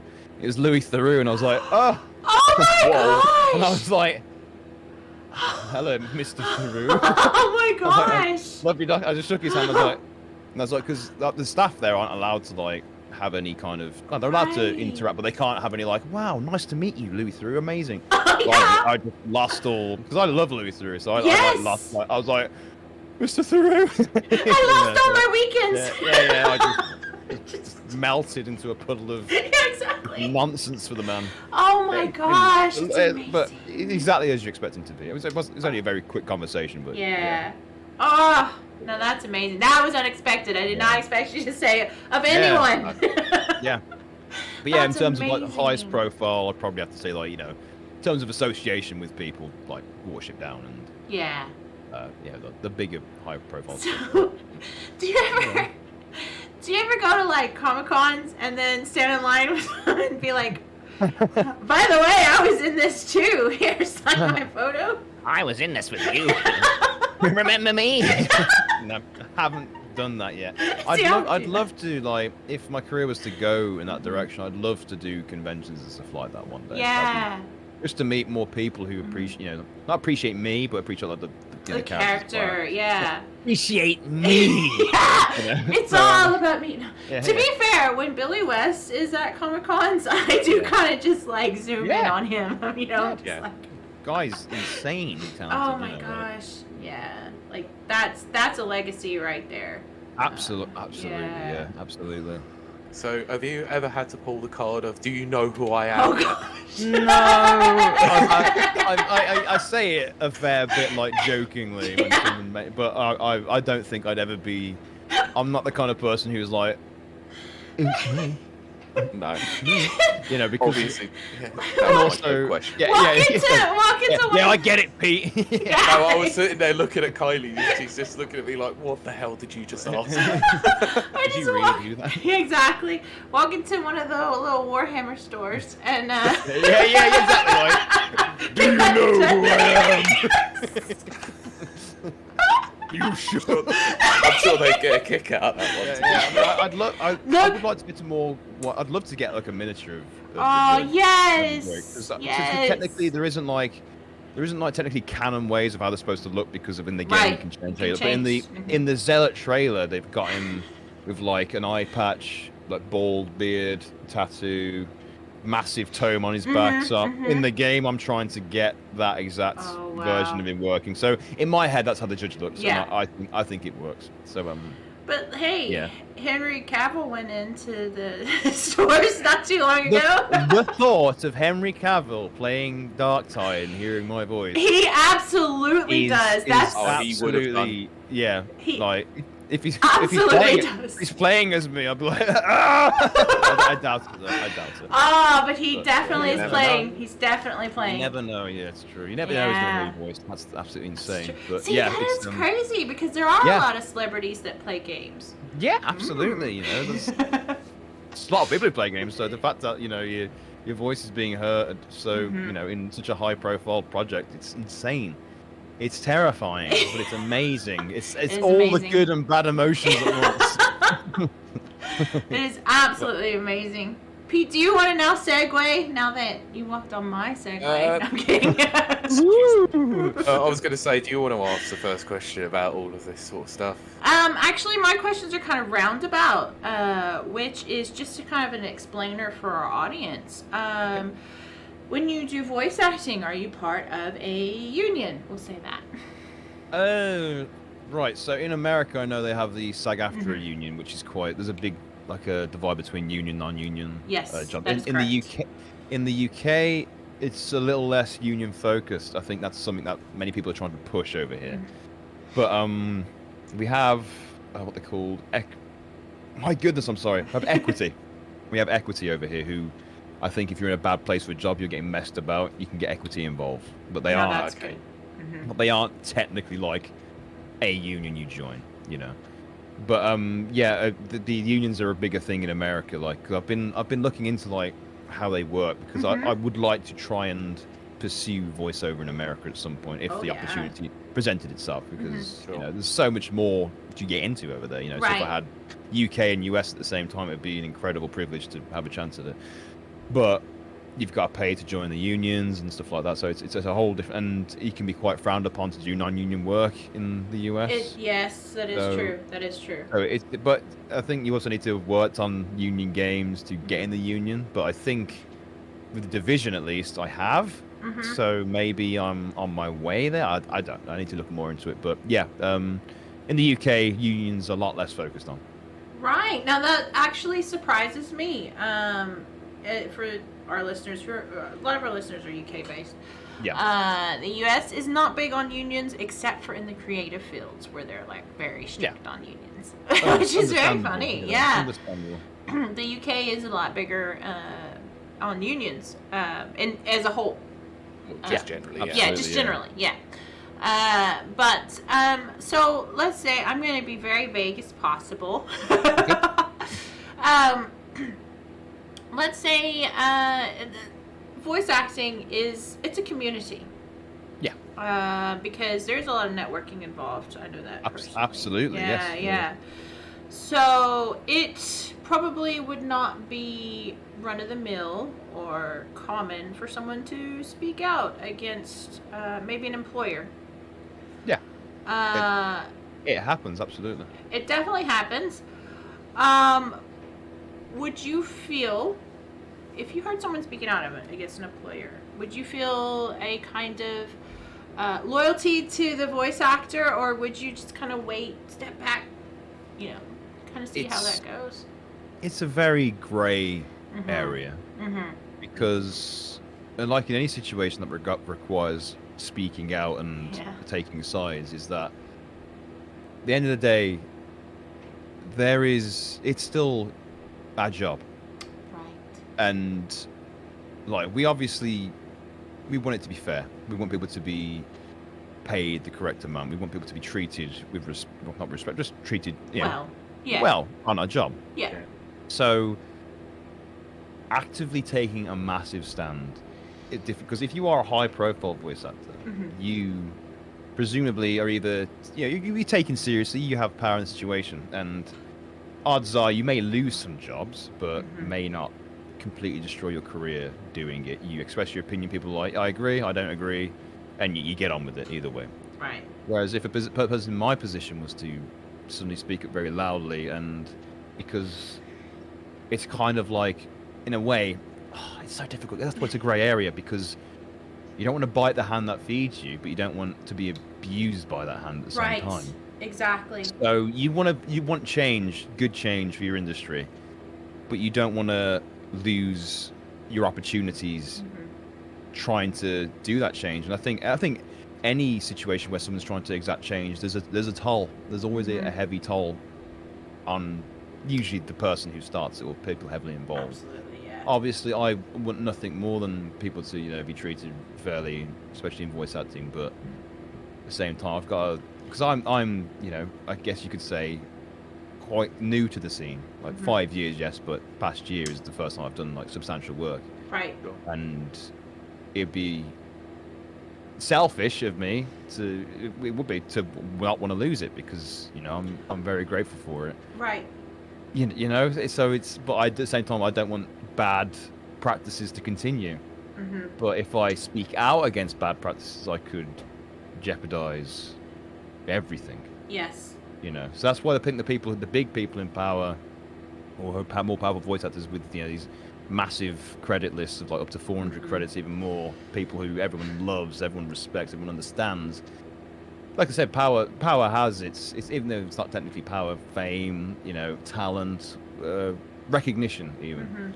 I think that pull will have more of a change on the situation if they were to get involved. It doesn't mean it will completely change it, but there's more pressure. There's more pressure from people when someone big gets involved, and their fans, followers, people, associates also get involved, because it's no longer just one person. It is an army of people. Like you could compare it to with Star Wars Battlefront 2 with the release of that, where they got absolutely slaughtered. And usually games come out with strange practices. They get slagged off, but they're never truly changed. And but like with Battlefront, so many people hated it. They had to physically change the idea of how they did the game. So back to voice acting. So I think if I was to speak out about something, try and cause a ruckus, I don't think I get much traction from it, because I'm I'm just a newbie on the scene. But people may agree and be like, yeah, I agree, James. Yeah, you're right. But I won't ultimately be an option for change. If I was in a position like, say, Troy Baker, who is like world-renowned voice actor. Yes. Big man, Nolan North, even Matt Mercer, one of those guys. Oh gosh, yeah. If I was to be same position and be like, I want change, and everyone's like, yeah, I agree with you, James, I agree with you, and then I'm like, I'm going to make a difference. The chance of differences taking place won't be completely concrete, it may not happen, but it'll cause more waves than. And I guess you could say joining in on the change is enough, but you need kind of that spark to start it. And obviously, so it's very grey area. I know it sounds like I'm being on the fence about it, because I am, because I truly I'm involved in this industry, but I truly what would I do in a situation like this, because it's difficult, it's so difficult, because you want, like I said, you want the change, but you also risk your mortgage essentially. Right. It shouldn't be that way at all. It shouldn't be like that. At the end of the day, if it's good change, it should be implemented. But it's just not that easy. You know, it's just not. Yeah. Yeah. Sticking with the vagaries on this one, of course. Mhm, Do mhm. you feel like the recent situation has changed that tide of conversation in more of the positive aspect towards voice actors? See, I'm not fully educated on the situation with that. I think from what I've seen, it doesn't look good for either party because Yes. originally it was one person wanting more Yes. for what they were due, what they were owed, what they felt they were owed for long-standing service on a particular brand, which I understand. Yep. Yeah. But at the same time, then you have more stuff coming out about other negotiations and amounts of money offered and being denied, and then you're like, so what's going on here? Because and then apparently bad communication from another side, and it's like, And the language, there was a language barrier as well. yeah, language barriers. Yeah. Yeah, it's difficult. It seems like it could have been solved. From what I know, I'm not fully educated, but from what I know, I don't think it should be made public. I feel like it should have been Yes. something that was Yes, solved. okay. Well, I'm but gonna most agree with most you. most outrageous things happen. They should be solved behind closed doors. Because once the public get involved, it's the pressure wanted for change potentially, but it also massively complicates things at the same time. Yeah. I can't truly say how much was supposed to be paid. I know what I'm paid for jobs, but for high-profile, long-standing service on games, you know, obviously there's bonuses involved. And again, this is the American voice acting market we're talking about. Whole different thing. Could work massively different to how, you know, it is over here. I don't think, you know, I feel like the reason why it should have stayed private is because of those complicating aspects to it. Because, you know, it should have been language barrier, absolutely, but it should, you know, it should have taken more time, but it should have been done. Because why would you continue with something if you're unhappy with it? You know, it's and then also coming out with it after you've essentially provided the service, and then why wasn't it negotiated before you even started? Well, Right. actually, no, sorry, I tell a lie. That was, Oh, right. it wasn't the same person in the end. Sorry, I apologize. No, it wasn't. So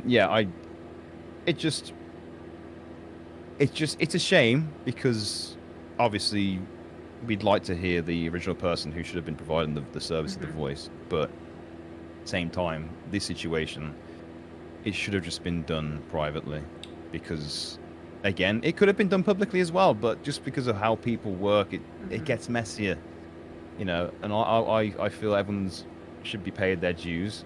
And again, I don't know enough about the situation to truly comment on who's in the right or wrong, but from what I know personally, it's such a grey area. I don't think anyone is anyone in the right in this situation. You know, it's Right. and, Yeah. and I know it makes me sound like a fence sitter, but I don't want to be like, oh, I think this should happen, when, you know, I could be completely getting the point wrong, you know. Sure. And I don't It's- want to It's cast very, myself in a bad light or anybody else. So, No, that's very similar to the conclusion that Pete and I drew Yeah. as well. Which people could say we were sitting on a fence, but it's for the same reason.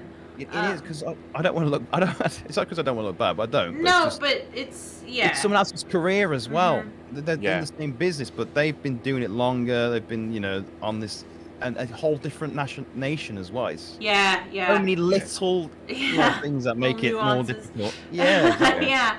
I'm But also very self-aware that the fact that the court of public opinion can Well, skew the that's- conversation into wildly Absolutely, different yeah. directions. Yeah. And then you're like, why? How do we even get started with this in the first place? You know, yeah. How do we get here? You know, That it's, kind of leads into my next question, which is, do you feel that social media as a whole, not the hellscape that is Twitter, but all social media, do you think that has it helped voice acting? I think it's given people a platform to show their talents when they aren't being noticed. Yes. Opposite.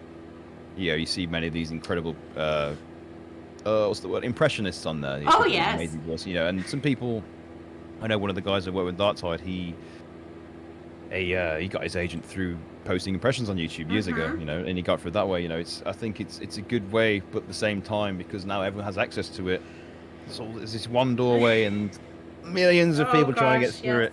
And but I think it's fair that people should feel the right to want to share their talents online. I think it's, you know, it's lovely to see, especially when it works out for them. But then also, you start comparing yourself to other people, Right. And then you Oh, start that's the not doubt good. starts creeping in, and you start, they can bring Oh. it's a double-edged sword. It's Mhm. it's an amazing thing to be able to just be so open and get your skills and talents out there, but also it's so easy to type out just something nasty to somebody and just really make them feel insecure. Yeah. It's Yeah, I agree. again, it's harder to be nasty than it is to be nice. Oh, yes. And if you've got something nasty to say, you could either construct it like a decent constructive criticism, or just not say anything at all. But Yeah. people go straight to the the harsh things, and then even if you are talented, sometimes enough bad words can completely flip your brain, and you think, oh, maybe it's not for me, and then they're done with it, and then they could have got further with it. Yeah. It's a shame, but yeah, it's a massive social media. It's grey area. It's great to have that connectivity, but also who's in that network of connectivity. So. True. Yeah. Very true. Pete, did you have more before I step on your lines? I actually think that was all answered pretty much. Yeah, Exactly as I I tried to be expected, if I'm as clear and No, I concise think and that's. honest as best I could. I think No, that's so- wonderful. I do as well. So I think what we'll start doing, we'll start wrapping this down now. Okay. Wrapping it. So yeah, feel free to take time to plug yourself. Oh, let's do some Socials, do plugging. anything you want. Right then. Okay, so you can find me on Instagram. That's JamesAlexander_VA.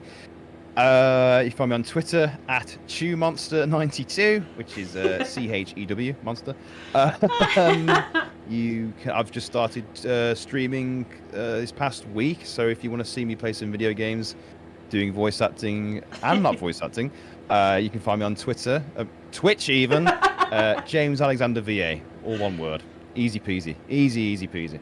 And if you just so happen to be into folklore, stories of the mysterious and kind of horror things, I've got a podcast called Marvel's Mysteries and Midlanders, which you can find on all your usual podcast platforms. And I think that's it for my plug. I'm James Alexander. Thanks. Lovely. So I will add all of those into the description of this episode. Thank you and so the much. Twitch stream, so you Any can go and click difficulty, just those. let me know and I'll send them to you. Of course, yeah. That's excellent. So first of all, just want to say thanks. This has been incredible. Obviously, Thank you. getting a bit of an Absolute pleasure understanding. being here. Yeah, Thank we you. we love hearing behind the scenes stuff. Like 2 weeks ago, we had two very high profile music producers. Wonderful. On, and they gave us a little peek into that world. Video game Great. music. That's what you yeah. want. Yeah. Oh, brilliant area. Yeah. So Yeah. this is like continuing on with that, and it's just it's Yeah. fascinating. We've also had a couple of devs on as well who've done like Brilliant. story writing, Yeah. like developing for like Oh, major yeah. companies as well. So we're starting to sort of build a backlog of like Yeah, repertoire of people that we can delve into. Yeah. you want everybody's side of the story because they're all involved Exactly. either way. Yeah. Yeah, brilliant. It's all important because everyone comes together to make games or a project or Exactly, anything. yeah. So everyone should be seen in the same way, really. I so completely agree, and I love that you see it that way because that's what I Oh, completely agree with. definitely. Well, it was like you were saying, like when you play a game, or I know myself before I even came into video games journalism. Yeah. I would play a game and I would be like, "Oh, this is lame," or Yeah, "Oh, yeah, this yeah. is great," Mm. but I would never think all the work and the talent Yeah. that went into it, because it's Yeah. like it's Yeah. so many levels. It's fascinating. It starts as It a is, concept it is, and then it yeah. just grows. Oh, it's It amazing. boggles my mind. Yeah. I wouldn't have any clue on how to start. No, not at all. Any clue. Yeah. No, I mean it's a strange situation when obviously when you sit in there like reviewing a video game, knowing that Yeah. every single person has worked on this, and you're like, Yeah. do I sit here and give this a bad review? Yeah. We actually we have a third co-host. Usually, he's a bit caught up right now, but he interviewed. There's a game called Iron and Song of Iron. Song of Iron, and the guy did it all himself, 100%, 100% himself. Yeah, he's Impressive, amazing, isn't it? very talented. Imagine. So he interviews him, does this wonderful, fabulous interview, and then he reviews the game, and he's like, "What am I supposed to do? I know this guy personally." Yeah, it was great. Do Great. Really liked it. this." Great. 10 out of 10. Yeah, 10 out of 10. Wonderful. Just because I like the guy, So it is quite funny to see that. It's hard to not, try and not be biased sometimes. especially Yeah. You've got a relationship with the actual person who made it. It's tough. Exactly. But It can be, but yeah, that's what I try to constructive remember. criticism is good. Yeah. We always Of course, do that. yeah, but that's what I try to remember. Is I try to be constructive, not destructive. Yeah, exactly. True, yeah. Exactly. Exactly. That's all you can do. It's the most Yeah. professional thing you can do. Yeah. Pete, what about you? Where can they find you out there? Well, so long as you can still find me on the hellscape that is known gosh. as Twitter The at the moment. dumpster fire. Well, I'm at Pete Beckett 1, which is spelled BECKETT, and the number 1. You can also listen to me and Mr. Lewin on the Marvel. Oh my God, the Never Watchers podcast. I nearly That's the referenced one. someone else's podcast. Oh, that's funny, Pete! That was a Yeah. Yes, it was. I could have mentioned something else, but it's fine. Oh, that Yeah, is funny. so we're going to be back this week, I believe, and we're covering Moon Knight. So yeah, that's gonna be Oh, fun. wow. I want to know. I want to I'll tell you hear. afterwards. Oh, I already can tell by the tone. I'll tell you everything. Mate. Well, maybe that was done for dramatic Oh, effect. gosh. I didn't There you really go. know. I'm throwing you off. Kylie, what about you? Tell us your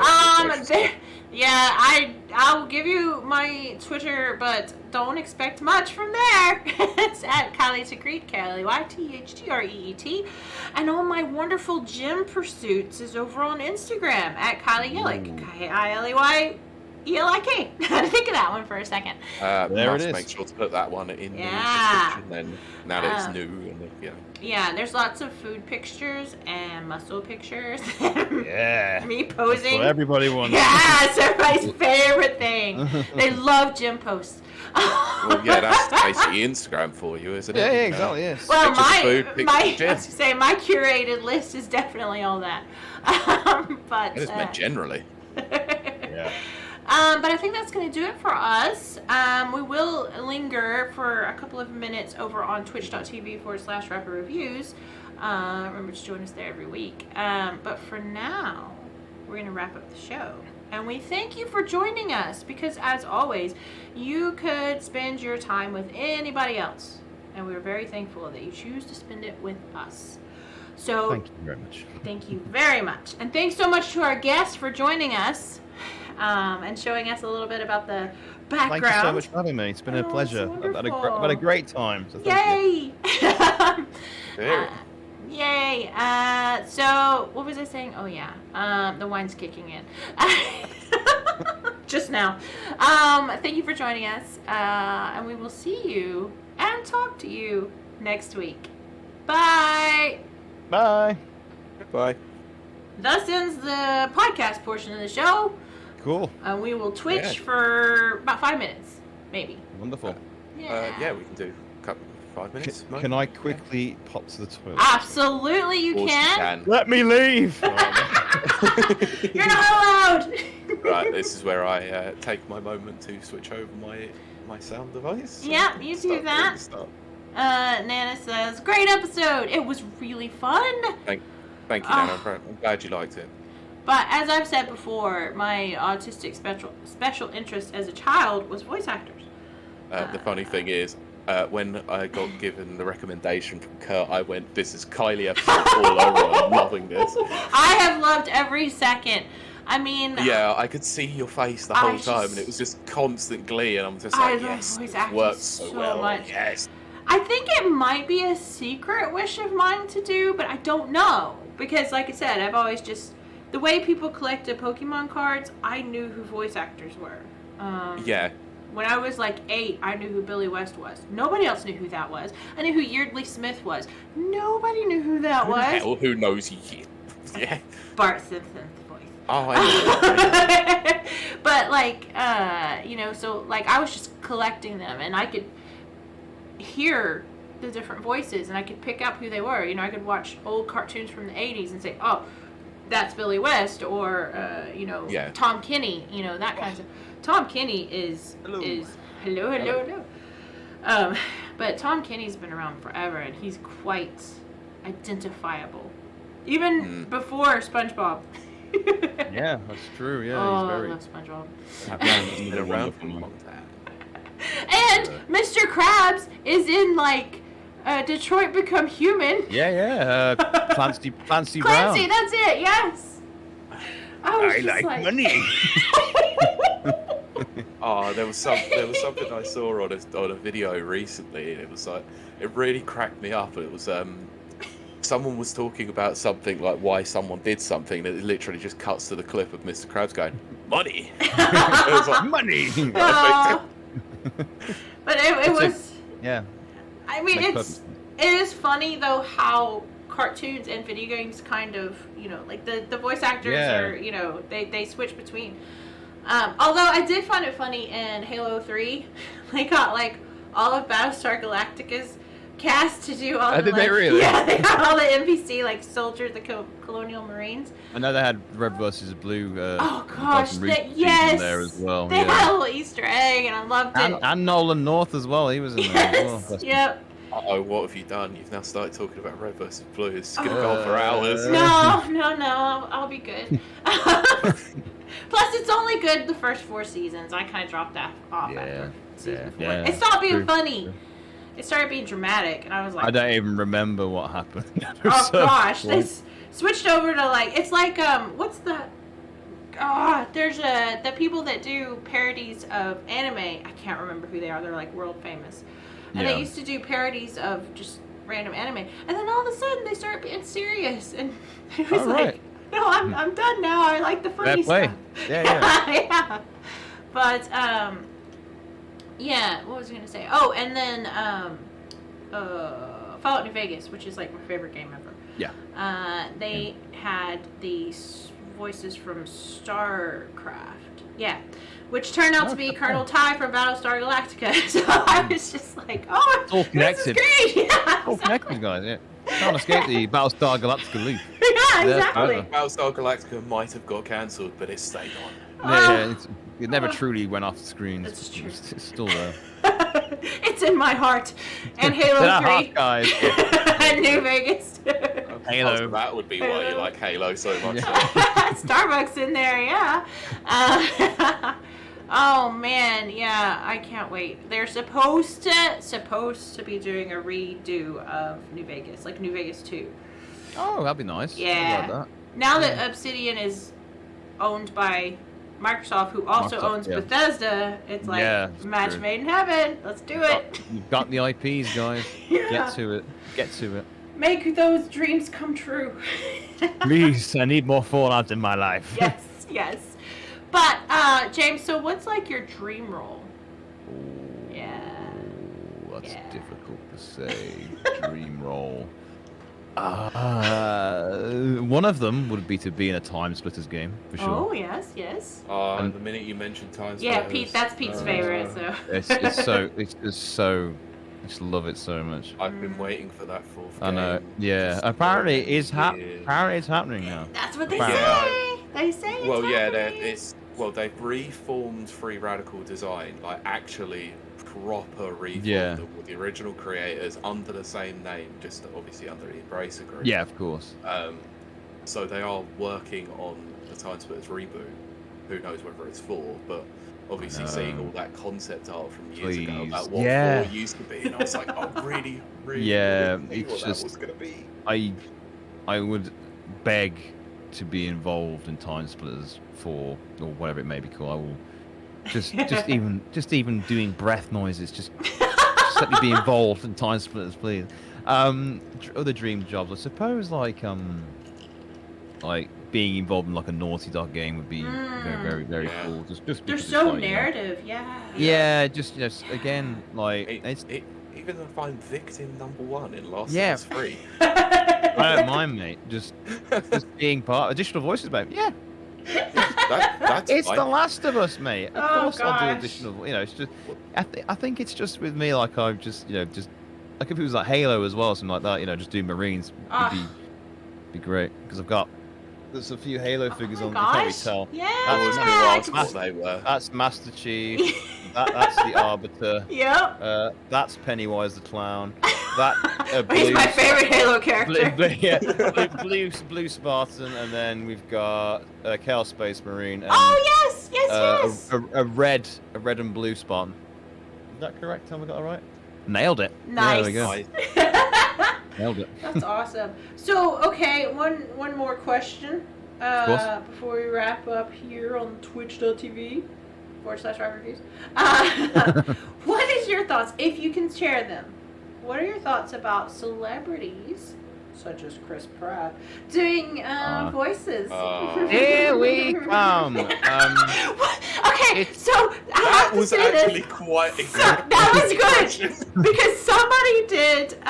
What's her name from Bob's Burgers? Oh yeah. They animated her doing it. Which, Oh, which is, yeah. It's Yeah, a I've male heard voice, that. but you know what I mean. Yeah. It was so funny. But Yeah. That's unreal. It's weird because like I think if they nail the role, then Mhm. fair play. You know, yeah. Yeah.